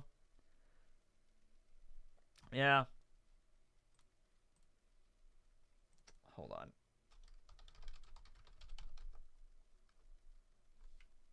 Let's see here. Yeah, what's the temperature for pork? Safe temp for pork. That was 145 for pork. Yeah, measured with a food scale. Yeah. So there we go. Yeah, that sounds tasty. Yeah, it does. I like it. Teching, you're making me hungry. I wish I had some sausage right now. I don't have any sausage at the moment. Yeah. Yeah, I'm not cooking my pork like, I'm not throwing pork in the fucking thing and it's like coming out like goozing blood. But it's like, oh, there's a little bit of pink left in the sausage. I don't care. I'll eat it. It's fine. I'm pretty sure that's fine. I love grilling. I love cooking. Yeah, I love cooking. I need to get a grill. I haven't gotten a grill yet. They got the chicken disease. It's Teching 101's fault. The next pandemic is upon us. Yeah, I start patient 0 for the new chicken virus. Yeah. Teching advising his fans would eat raw meat would make Luffy proud. Cook your meat to the desired temperature that is recommended on meat thermometers, or to whatever degree that you feel the most safe. I've said this. Can we please get back to One Piece chapter review? Yeah, sure. We have to take breaks. I can't talk about One Piece consistently for 2 hours. Oh, man. I like all my meat raw. Then fine. Just understand the risks involved with that. You're your own person. What do you want from me? Cured meats, the curing process. Some pink sausages are fine, yeah. Yeah, these are like sausages that have already been prepared at the, like, in the grocery store that already have, like, stuff. Like, I'm not just going out and slaughtering a pig and, like, all right, time to eat some raw pork. All right. Okay. Do you think the Admirals have Conquerors hockey? Oddly enough, you'd think we would have seen that at Marineford if they did, and we didn't see them use that, so I don't think they do. No. Maybe Fujitora or Aramaki, but even then I doubt it. I don't think so, no. Meat! Booze. Do you play chess teching? I do, but I'm not great at it. Do you like fruit with meat? I will have... Actually, no. Fruit with meat, I haven't tried that much, honestly. Y'all have some asparagus with steak. That's usually my go-to when I'm making steak. Aokiji as conquerors. I don't know if you said that as a theory or if that's a thing, like a fact, but I'm pretty sure he doesn't. I can check. Aokiji. I don't think any of the admirals are confirmed. No, none of the admirals are confirmed to have it. In fact, the only person in the Marines that is confirmed to have conquerors, I think, is Sengoku. I think Garp has it too. I think there was another person. For the longest time, Sengoku was the only one. That Black Lightning at the end of... Okay, let's talk about the Black Lightning thing, because that Black Lightning shit, all right? So, Black Lightning, by the way, I think is also the name of a superhero from DC, I think. Anyway, but we see the Black Lightning when people with armament hockey clash, and we also see the Black Lightning when we see the Conquerors clash. So, I think Oda is just showing off like Black Lightning, because we've definitely seen armament Black Lightning and Conquerors Black Lightning, all right? So I think it's just to display two characters using hockey clashing with one another, all right? I think that's where it really comes from, honestly, yeah. But there's not that many characters that have conquerors. Let me just look up the list.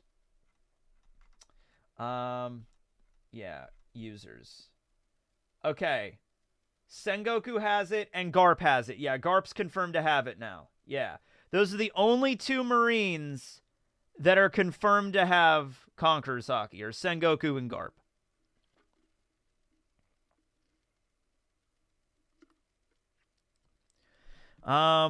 Outside of the big three, Toriko is a pretty good one. I don't know if Toriko would be in my top 3 world-building mangas. I got to think about that. World-building mangas. One Piece is definitely on there. I know a lot of really good world-building stories, but they're like fantasy novels. They're like not... So, I would say Hunter x Hunter. Oddly enough, the world building in that is good, but not in the way... He does, like... Togashi does a really good job with world building in Hunter x Hunter from, like a geopolitical perspective. Like, the governments in that world are very fleshed out, and we know how, like, they interact with one another in a way that's very similar to our world. So that's, like, an interesting way of going about it. But does, Togashi really break down, like, he's named the continents, but, like, we don't know much about each one. But Hunter x Hunter's really good with that. Toriko is pretty good. They kind of rushed through the end of the gourmet world near the end, which I didn't like. Haven't read Magi that much. Yeah, Zatch Bell has a sequel manga. I liked a little bit of Zatch Bell when I was growing up, but I wasn't way into it. Hunter x Hunter's lame. Gon sucks. Well, good, because there's a lot more than just Gon in the series. Especially right now. Yeah, Hunter x Hunter, I think it's a weird thing where Hunter x Hunter is like... The world building is not the same as a lot of other series I like the world building from, but it works in a different way. Yeah. Toriko world building was really good. It was. It just sucks near the end. They just rush through the rest of... They were like halfway through Gourmet World, and they're just like, all right, we need to hurry up and get this manga done now. It's like area 4, 3, 2, 1. All right, we're at area 0. Let's do it, you know? That was unfortunate, but all the world building up until then was amazing. Gon is so boring. I wouldn't find Gon boring. He's just like, you know, a kid. He's just a happy-go-lucky kind of kid. And then later on in the story, he goes through a lot of shit. Dude, I'll tell you what. Like, the ending... This is a little bit of a spoiler for Hunter x Hunter. So if you don't want to know anything about the Hunter x Hunter anime, this is like the end of the anime. So at the end of the anime... It has a scene where, and it's in the manga too. I don't want you to think it's like just filler or anime only. It happens in the manga as well.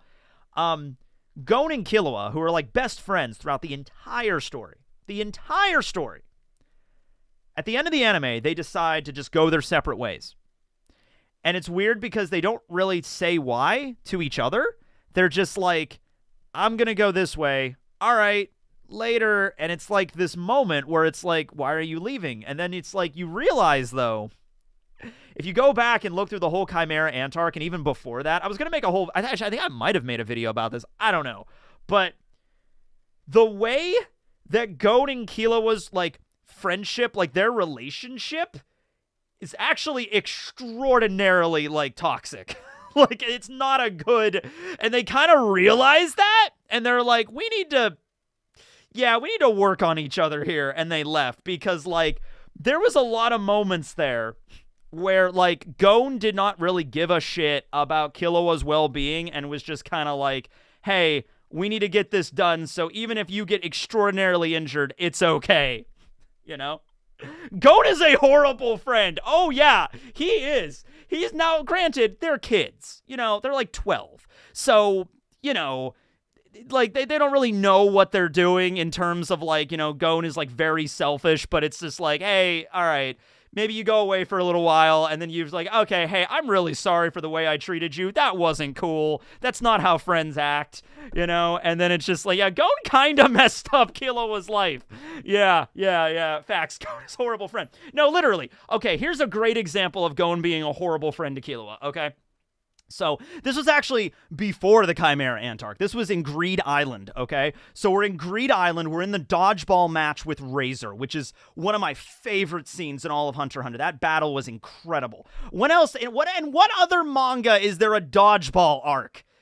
Fuck yeah, right? Okay, anyway. So they're doing dodgeball, right? And Razor's really tough. So Gon figures out a way to, basically charge up his aura, and then he punches the ball so damn hard it fires off like a damn rocket, and it hits Razor, right? And so it can actually force Razor back. So the only way for this to work, though, is somebody has to hold the dodgeball while Gon punches it. And the person who holds the ball is going to get their hands wrecked because they can't use any aura to hold the ball or it'll mess up the attack. So Gon is just like, I'm charging up my aura. Boom, boom. And he like fires off like 3 shots. And Killua, the entire time this is going on, his hands are getting fucked up. They're getting like broken and bruised and cracked and broken. Like every bone in his hand is just atomized, okay? And Killua doesn't say a thing. He doesn't say a word. He just puts his hands in his pockets and he just plays it off and he's just like, oh, I could go again. Let's do it again. Now, in the background, you have a guy that's like an experienced hunter. His name's Tesgera, okay? And he's witnessing all this going on and he figures this out like right away that like Killua's hands are completely wrecked from this. So Tesgera literally calls a timeout and he asks Gon and Killua to come over and he tells Gon to his face, he's like, listen, Gon, this attack is really messing up Killua's hands, okay? If you let me hold the ball for you, I'm more experienced, I know the technique, I could allow this to go through and it'll work fine and I won't mess up my hands, okay? And this is the moment where Gon is a horrible friend. Because Killua is like arguing and he's just like, no, old man, I can do it. My hands are fine. Don't worry about it. This is where Gon is a horrible friend. Gon literally says, number one, I knew I was damaging Killua's hands. So it wasn't even like an ignorance thing. It wasn't even like Gon was so focused on the attack, he wasn't even paying attention to Killua's hands. He knew he was fucking them up. He knew he was breaking his friend's hands every single time he was launching an attack. Did not care. Just kept doing it. And he's like, but I can't do this without Killua. So Tesgera's literally giving him an option like, hey, I can hold the ball. You won't mess up my hands and it'll be the same fucking effect. And Gon is like, no, I can only do this with Killua. I know I'm breaking his hands with every single punch, but this is the way I can do it. And Killua, of course, because he's never had a friend before, is just very, very codependent on Gon right now and is just like, yeah, see that, old man? That's the way it works. And then they just go away. And Tesgera's like, all right, shit, okay. So yeah, that's a good example of Gon just being like, I don't care about my friend getting hurt. Don't really care. It's just like, even if I was given an option out to do something else, nope, not doing it. Not doing it. And then Killua is just so like is like, oh yeah, see, Gon needs me. He needs me, so I'm gonna be there for him no matter what. Yeah. Leorio was the only good friend in the group. Yeah, Leorio was he was a bro. Leorio was a bro. Oh man. Wouldn't the ball be weakened with Taz? No. No, he had the ability to. The whole point of it was holding the ball without aura, because you can't use your aura because then that'll mess up the shot. But Tesgera knew aura control better than Killua and Gon did, because he's been training in Nen for like 30 years. So he knows exactly how to hold that thing, and like he even said, like, I know the exact way to do it where I would protect my hands and not mitigate the damage from the attack. So he knew how to do it. Yeah. That's what I said. Gon is 12. That's true, but he's still a bad friend. He needs to learn how to be a better friend. Yeah. Yeah, and Gene, by the way, yeah, Gene acts the same way. Gene is just as a shitty character. He's just older. You know? Yeah. All right. Anyway, where are we at right now? 11:30. Tell you what, we're going to do the character art now. We're going to do that. We're going to draw some stuff. We're going to do some character art. I'm going to draw a One Piece character that I will be handing out at Tecco next week. We're going to be doing, what I said is we're not going to do the One Piece trivia, the whole trivia show this time, but I'm probably going to ask a few One Piece questions at Tecco. Like, I'll have a trivia contest, and anybody that can guess it correctly, I'll have, like, how many questions I'll have for how many pictures I have, like 3 or 4 maybe, and then we'll ask the questions to the audience, and whoever gets the right answer will get one of these. All right? We'll probably just do that. Tecco's next week? Yes, it is. A blank sheet of paper. All right. Give me a scene from One Piece. Don't just give me a character. Give me like a particular scene in One Piece you want me to draw. That's like one character, not like don't just like draw the scene where the Straw Hats all say goodbye to Vivi. Like don't do that. Give me like a scene with like one character. That's pretty good. Oh, Gear 5 Awakening. That's a good one. Gear 5 maybe. Luffy Gear 5. That might go on the list. I'll go. Robin, I Want to Live. I remember the I Want to Live scene. That was on the one from before. Let's see. Okay, we got Gear 5 Luffy. I Want to Live. Vegapunk. You know what? I want to try drawing Vegapunk. I'm going to try to draw Vegapunk, sure. And the God Usopp scene. What do you mean by God Usopp scene? The scene where Usopp is just reacting to Sugar. Or he scares Sugar with the Tante Tabasco sauce thing.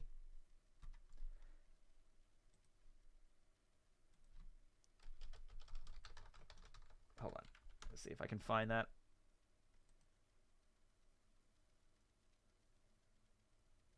I could draw that one. That one would be fun.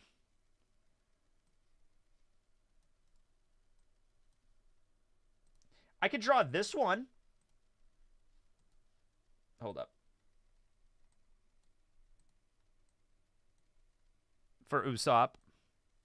I think that one's easier for me to draw. All right, so we'll put that on the board here. All right, let me open up a poll. Polling place. All right. What should I draw?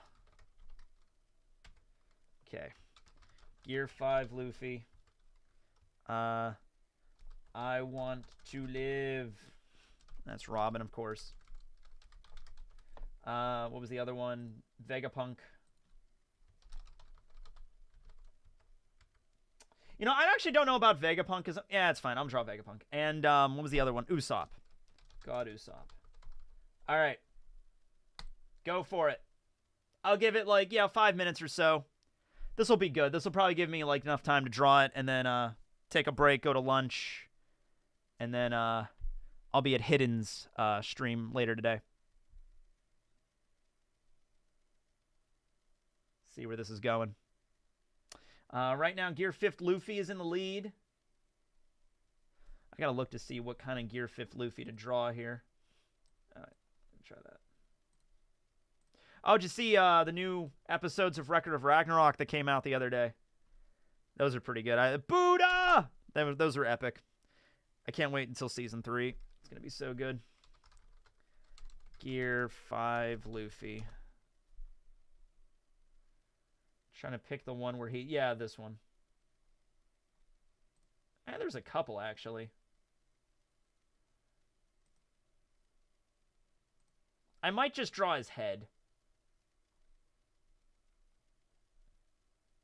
Oh, you know what? There's one scene from the manga that I'm thinking of right now that's really good. I think I might draw that one. If it's Gear 5 Luffy, I think I'm going to pick that scene from the manga. Because his whole body might be a little bit too much for me to do. I'm really good at drawing faces, as we can tell.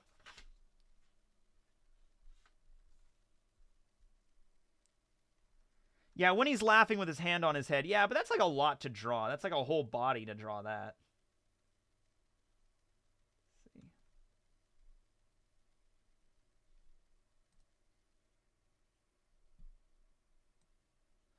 Let me look at some close-up views of Luffy and Gear 5 here.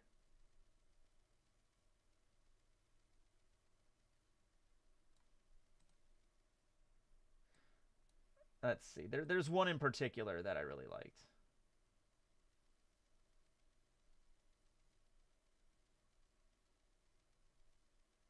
The one where his eyes are popping out of his head. That's funny.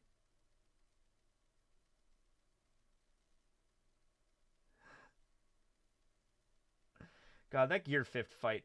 When Luffy gets hit with the Kanabo and his face gets turned into the Kanabo and he's running around like crazy, that was wacky. I think it's going to be Gear 5 Luffy. Alright, I'm just going to find a good one. It's so wacky.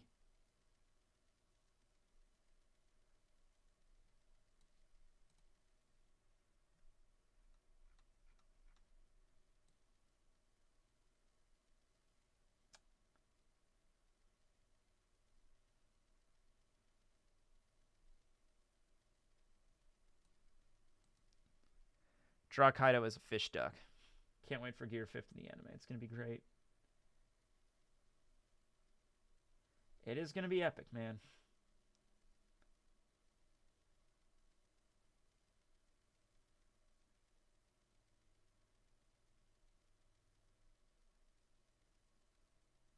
Huh.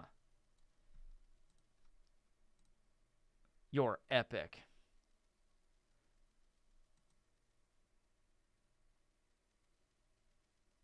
Giving back shots to Kaido.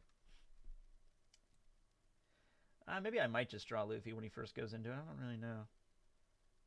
When he goes into the giant form, that's really cool. Alright, you know what? Fuck it. I'm going to try drawing Luffy with the... I'm going with the original idea. I'll draw Luffy when he's doing like the ha ha ha. I'll try to do it. I'll try to go for it. Gotta improve my drawing skills. Try to find a good...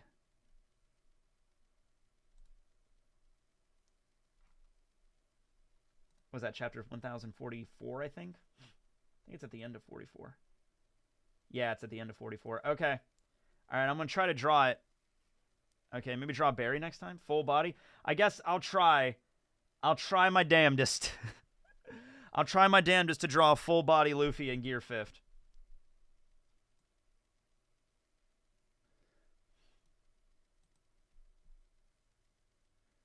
When is Gear 5 in the anime? It's coming up. Like, it's pretty soon. Like, in the next few episodes, it should be going on. Alright, I got Gear 5 Luffy. That's the winner. End poll. Gear 5 Luffy won. Alright. I'm going to try Gear 5 Luffy. This is a little different than I normally draw, because I normally don't draw, like, you know, full panels. Like, full bodies, but I'll give it a go. Let me just get this up on my screen in front of me, and then I'll try to go for it. I'll try to go for it, ladies and gentlemen. Don't expect much. All right, here we go. Next month, August 9th. There you go. Can you draw S Brick? You missed my previous super chat. Well, I'll get to those at the end. But right now, I got to draw. Art is calling me. I need to draw art. Fine art. All right.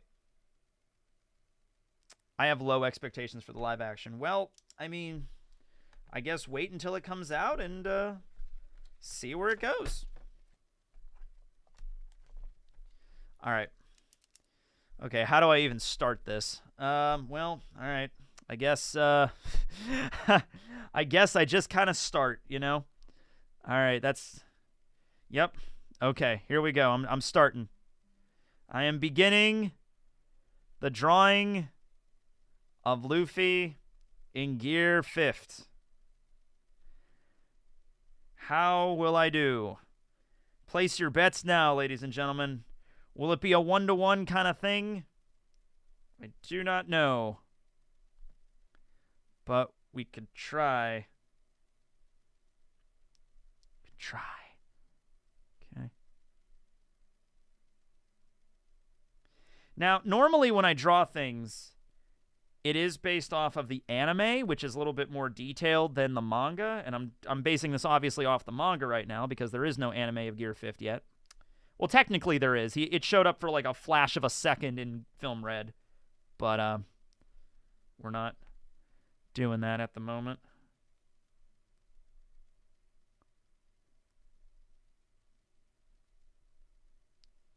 Okay. Okay.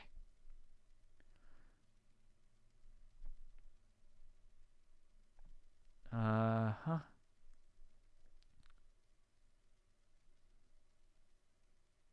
Okay, wait a minute. Wait a minute. I got this. I got this. Yeah, I got this. Don't worry about it, guys. Yeah, I got this.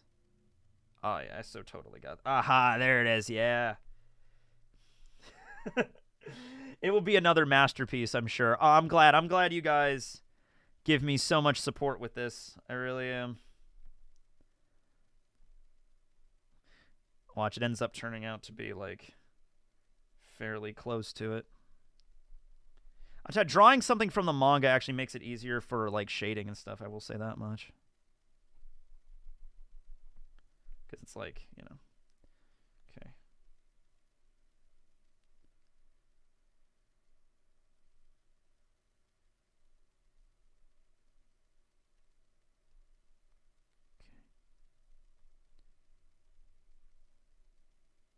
Oh, I'm already going to go way off the page with this.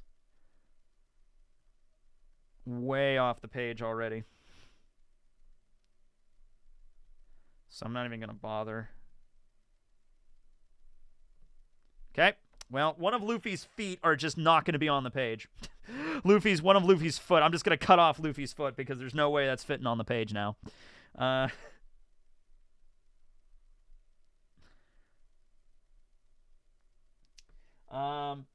I mean, your Enero drawing was super. I mean, what was it, though?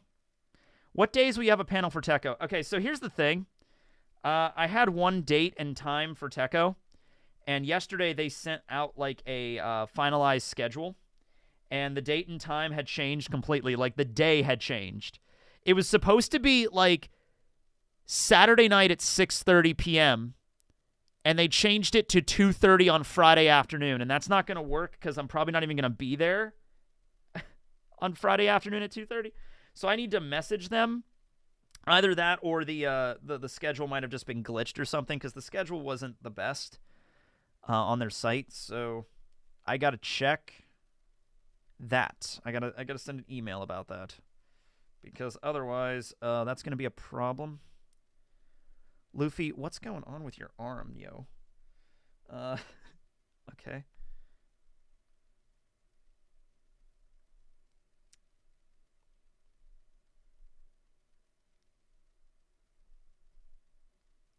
All right. I guess so. Yeah, sure.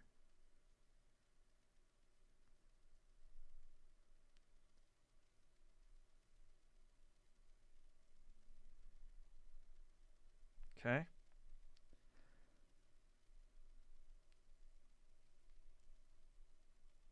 All right.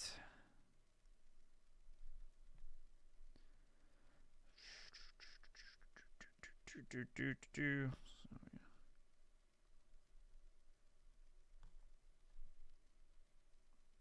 many fingers does Luffy have again? 5, right? Okay, cool. Good to know. Good to know how many fingers we were working with here.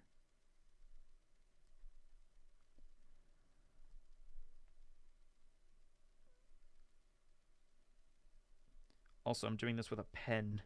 I wonder what happens when Oda's drawing something. I guess he draws with a pencil first, and I guess he can erase as necessary. I suppose. I guess that's how that would work.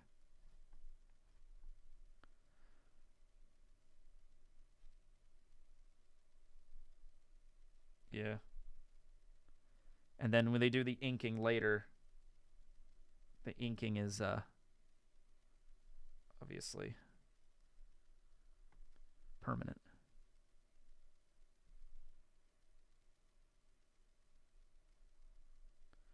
Yeah, Luffy's 1 feet. His feet are probably going to be off the panel here. I swear you're old enough to be Uncle Teching. So a lot of my friends now are having kids. Like my one friend from elementary school, probably like one of my oldest friends, just had his first son like the other day. And they're going to be good parents.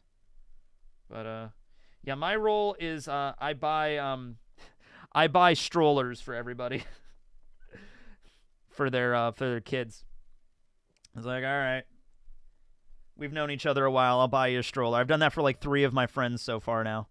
So it's like that's the rule. When you have your firstborn child, I'll buy them a stroller for the baby. That's what I'll do. Anything after that, though, it's that's where it ends with me.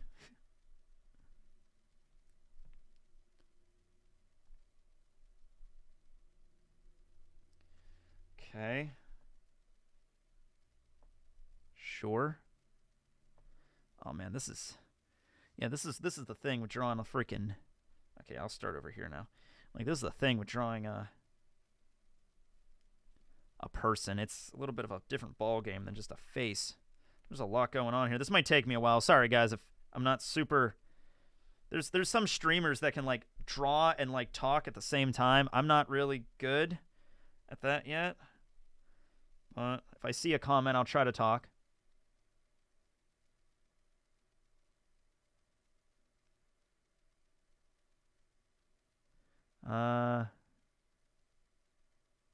I've been an ant since I was 12. Yeah. Tekken, can you buy me a stroller? Now everyone's just going to be like, buy me a stroller. Dude, some of these strollers are really fucking expensive, too. Like, it's crazy. It's like, why are these so expensive? They're just strollers. It's honestly a smart idea not to have a kid. Just because, everything's expensive, dude. It's a thing to consider. All right. It goes down here. I'm going to try not to make this all scrunched up as I can. No promises, though. Okay. All right, where am I going from here? Where am I going from here?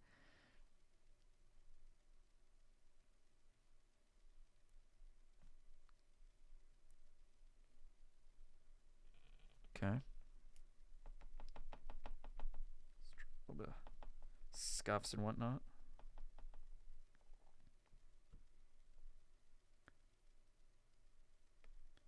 Okay, I'm currently drawing the part where he has his like hand over his face. Do you have a favorite child amongst your friends? Like, well, my friend Chris, I was the best man at his wedding. I've known him since I was like 14. He just had his son last year.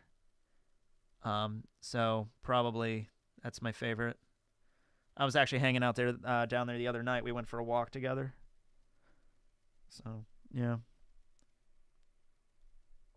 And his wife is like, yeah, we're all going to call you Uncle Matt. I'm like, oh, lovely. So, there you go. Wait, I just realized. So, Luffy's arm's going to be longer than normal here, but that actually works great for Luffy. Luffy's the one person you can kind of fuck up drawing with the limb ratio, and it doesn't matter because it's like, oh, he's made of rubber, so you can make his arm long, you can make his fingers long. It doesn't matter. He's made of rubber.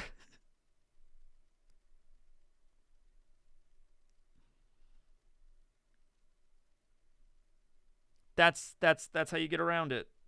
That's how you get around it. Yep.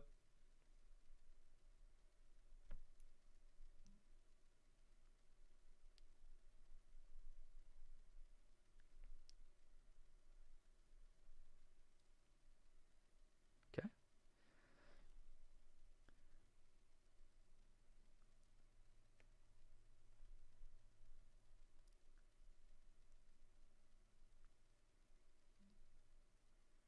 Draw like 11 fingers, yeah. All according to Keikaku. Gotta be more like dragon. All creatures learn Haki? Well, all creatures... Oh, all creatures can learn Haki. Yeah. Not all creatures have Haki, like, at the moment, but, yeah, it's feasible for every animal to learn Haki.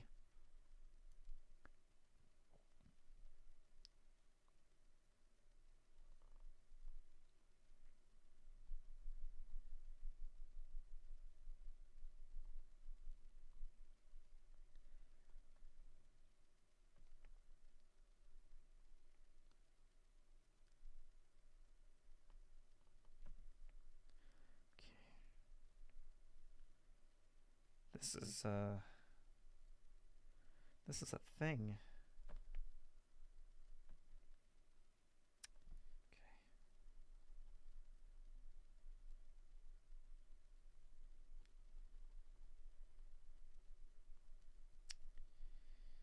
Drawing. Okay. All right. And then, Okay.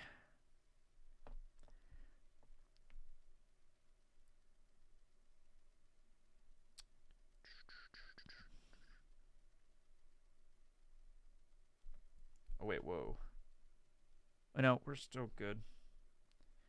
Yeah, ratios are... Who needs ratios, right? Ears can be on the top of your head, right? It's fine. It's fine. Who cares where an ear is located? Good morning, Teching. Just woke up, so I missed some of the stream, but what's for lunch? Also, my end of philosophy. I have a couple philosophy books that I like. I was reading about legalism the other day.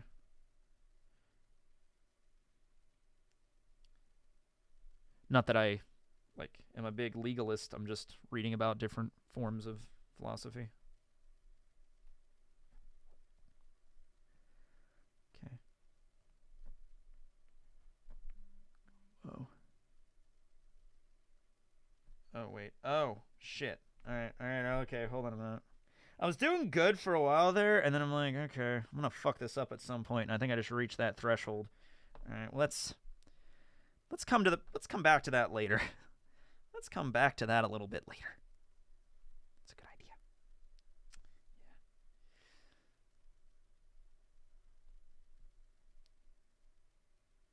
good idea. Okay.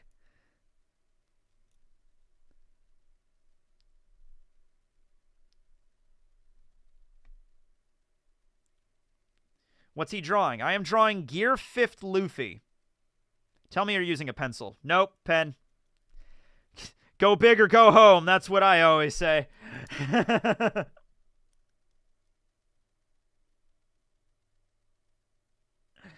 right.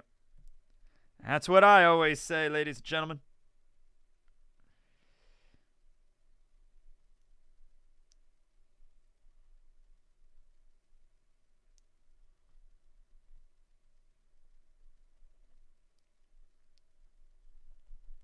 Okay. All right. Wait. Yeah.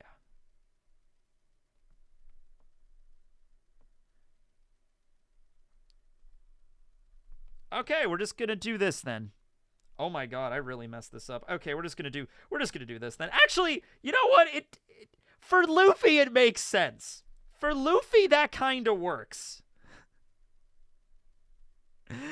I'll be honest with you. I'm just gonna have to hyperextend this.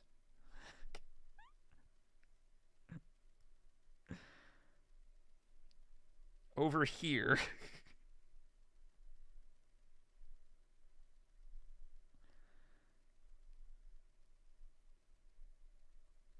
I don't think that's really going to affect the overall impression of it, honestly.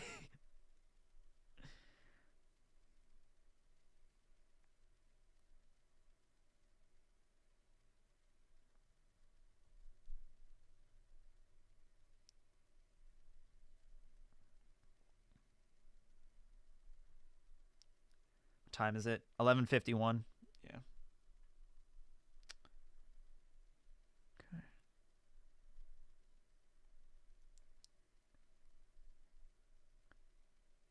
Oh, I did not do that. I did not give Luffy a chin. Luffy deserves to have a chin. Okay. See, invest in the pencil. I just bought like a whole box of pencils. But I'm doing pen. Because I'm dedicated. I'm dedicated to the craft. Okay.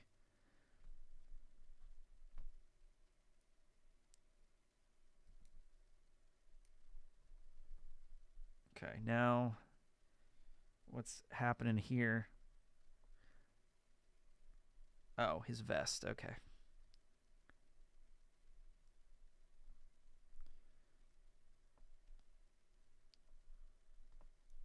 Luffy's vest. I love how his whole body like his whole outfit changes too. Like his hair turns white, his skin goes pale, and his outfit turns white too. I mean, that's just a rule that Oda implemented. Like, if you're gonna do that rule, at least be consistent with it, which is what I'm glad Oda does. Like, okay, look. Excuse me.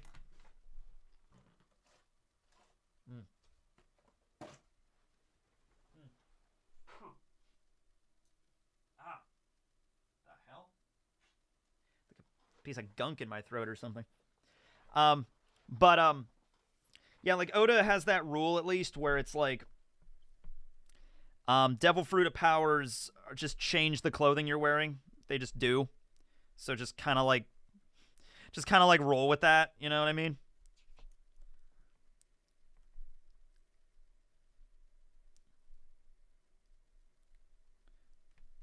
Because like under normal circumstances, like every time Buggy would transform, there'd be so much gore. Chopper would rip his trunks every time he would go into Monster Point or Heavy Point. You know what I mean? I don't know if they have elastic in the One Piece world. My mom has sent me like 20 pictures of cakes in like the last 2 hours. She's baking today, it would seem.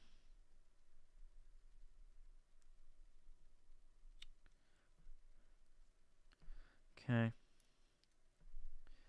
All right. How am I doing this here? I also messed that up a little bit too. But that's okay. Oh, the perspective on this is going to be really weird. But okay.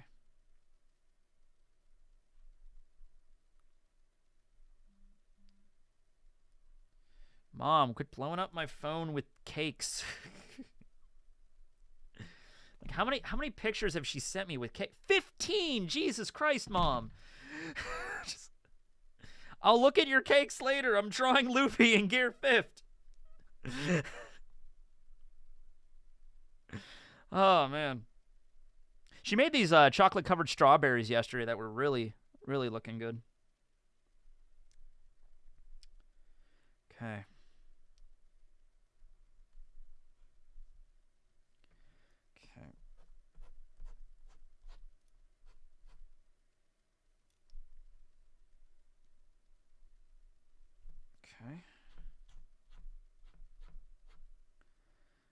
Okay.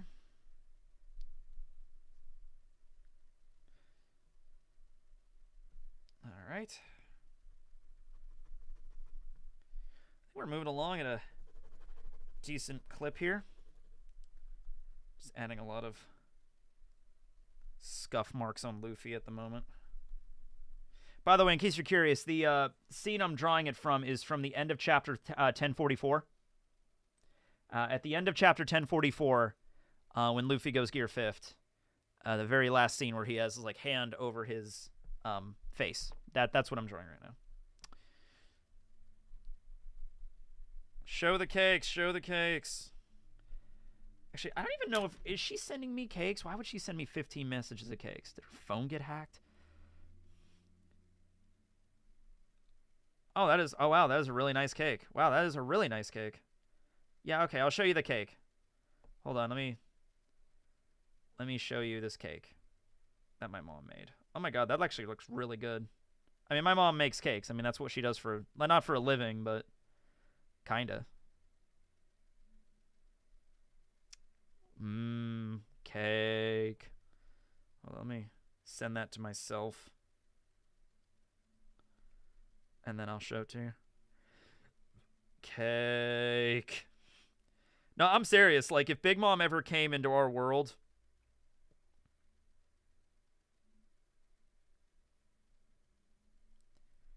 Like, ask my mom to make a cake for her. Because that's, like... That's a no-brainer for me. Be like, oh, okay, I'm not going to die. Big Mom's not going to kill me. My mom is going to make a cake. You guys are kind of screwed, but, like, my mom's like, oh, no, it's okay, guys. I'm good. I'm set. All right, let me send that to my email. And yeah, I'll show you the cake. Take a little break here. It's not actually... I don't think it's as bad as the Eneru one was. It's almost noon. Okay. Ending soon. Okay. Here are the cakes that my mom's been blowing my phone up with. There we go. It's like a strawberry white chocolate cake thing. Looks really good. That looks good. Look at that cake. Oh, man. I would eat the shit out of that. Looks so good. I don't even like strawberries too much. That cake is amazing. Good job, Mom. Cake. Cake. I just got diabetes from that pic. Well, sorry. Sorry about that.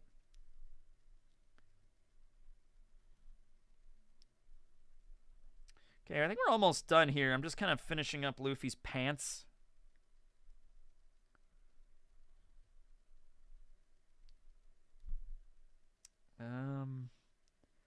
Yeah.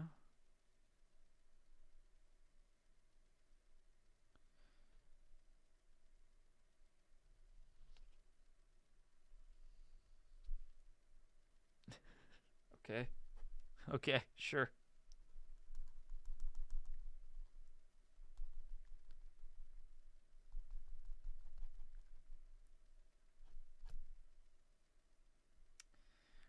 Uh-huh. Okay. Now...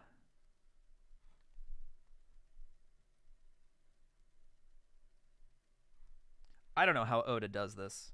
I mean, through, decades and decades of practice, but, like, I seriously don't know how Oda does this. This is insane.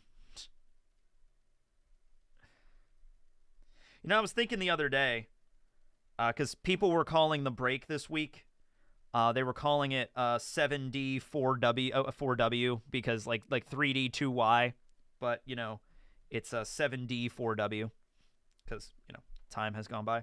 So people were calling it that, and I was like, wow, okay, that's crazy. But I was remembering that tattoo that Luffy got. It wasn't a tattoo, that was the point, but how 3D 2Y, if Oda would have kept that on, how annoying that would have been for like every time he would have to draw that tattoo on him, the 3D 2Y tattoo. So probably a good thing that Oda omitted that, probably a good thing.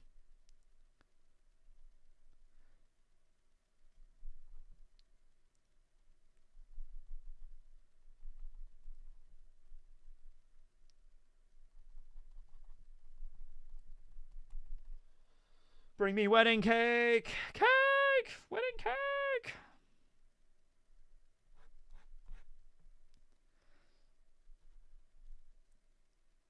All right. Are we done? I mean, not really, but I guess we're done.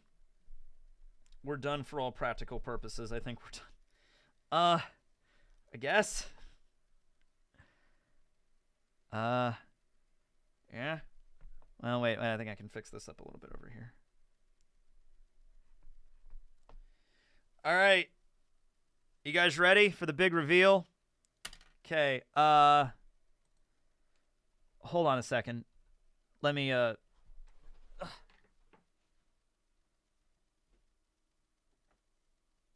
so volume 103.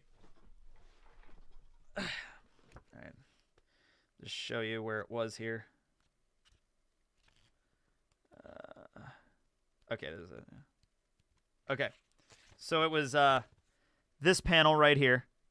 This is what I was drawing. Gear 5 Luffy. Hand over his head. Laughing. Having a good time.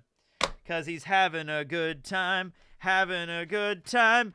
Gear 5 Luffy through the sky like a tiger.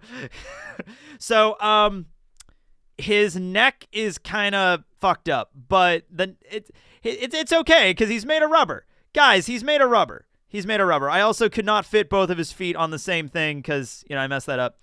So, that's what we got there. I'm not great at drawing fingers, as we can already see. I'm not great at fingers. I'm not great at toes. I think I had to scrunch up his crotch a little bit. It's stretch. He's stretching his neck. It's fine. Luffy's the one character you could fuck that up and it would be fine. It's completely okay. Yeah. So that's what we got. That's what we got. Gear 5 Luffy, yeah. His hand's like little... He has like a big hand and he has like a little tiny hand. Yeah. But that's what we got. That's what we got. So, if you would like this glorious accoutrement here from Eneru's shocked face, Perona's shocked face, or Gear 5 Luffy, come to Techo, Pittsburgh, Pennsylvania next week. I'll make a video announcing the exact time of my panel because I think it might have changed or it might have been a glitch in the schedule. But I will let you all know. Come on down. And I think we're going to do like a Q&A kind of segment. And then I'll do questions about like One Piece trivia. And I'll hand these out like throughout the panel. It's like an hour-long panel. So I have 3 of them. I want to get one more. So maybe next week when the chapter comes out, we'll do a stream after that, and then we'll cover one more piece of art and hand all 4 of those out. I think that'll be a good idea to do that. All right, cool. So there we go. Well, let me just read through some super chats here, and then we'll get going. It's about noon because I got to go eat, and then we're gonna do hidden stream later today. Link to that is on my Twitter and his Twitter as well. All right, what am I looking at here? Did I close the super chat window? I think I did. Okay, let me open that up then.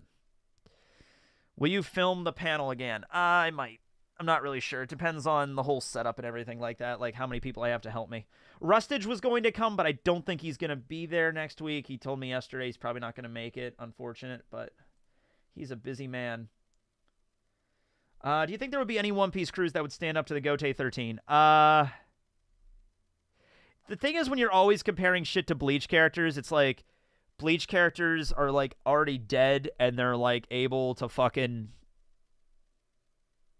like move or like they can like straight up fly. Like every One Piece, like every Bleach character can fucking fly. I would imagine Shanks's crew would give like some of them a run for their money. I don't think it would be like an instant one shot. Depending on how, like, Haki deals with, like, Shinigami and shit. But if you take, like, the absolute strong, like, Whitebeard at his peak, Roger at his peak, I don't know if they would, like, beat Yamamoto or something like that. Like, because Yamamoto can, like, literally summon the power of the sun. But I don't know, if you get somebody like Komamura, like Sajin Komamura makes a giant, and then the giant versus Roger's whole crew at their peak, and Whitebeard maybe, like, that would be cool to see. That would be good. Wang Ji. Bogard to the rescue, yes. Can you draw S Brick? Maybe next time. Let's see. I answered that one about Toriko. Are you the king of tech or a techer who is teching? Neither of those. I'm something else altogether. Hi from Amsterdam. Do you think Garp is going to die here? No. I think Smoker's going to come and rescue him. I'd be all right with that. Also, smash, marry, kill, Boa, Robin, Hiyori. Smash, marry, kill. All right. I got to marry Robin. I'll smash Boa, and I guess I'll kill Hiyori. Sorry, Hiyori. You know, here's the thing I never understood about that is that purportedly the idea is if you marry someone, you will get to smash them. So it's basically like these two you get to smash, one you get to kill. So the killing one is sad, but like that's really what it comes down to, honestly. Let's see. I answered that one. Answered that one about the Amazon Willie. Amazon Willie. I'm Amazon Willie. I live in the Amazon. I'm Amazon Willie. That's going in the D&D campaign. I don't care. That's going in the campaign. Amazon Willie. I'm going to put him in there. Okay, great. Amazon Willie. He's going in there. All right. Let's see. Blackbeard Mori. I think I answered a lot of these ones. Yeah. Been watching you for years. Dragon didn't seem surprised about Eam. I asked that one. Beyblade. I answered that one. I think I answered all of these. Yeah, and then we're back from last week. Yeah, I think that's it. Amazon Willie. Yeah, that's a new character in my campaign that's going in at some point. I don't know where he's going to fit in, but he's going in somewhere.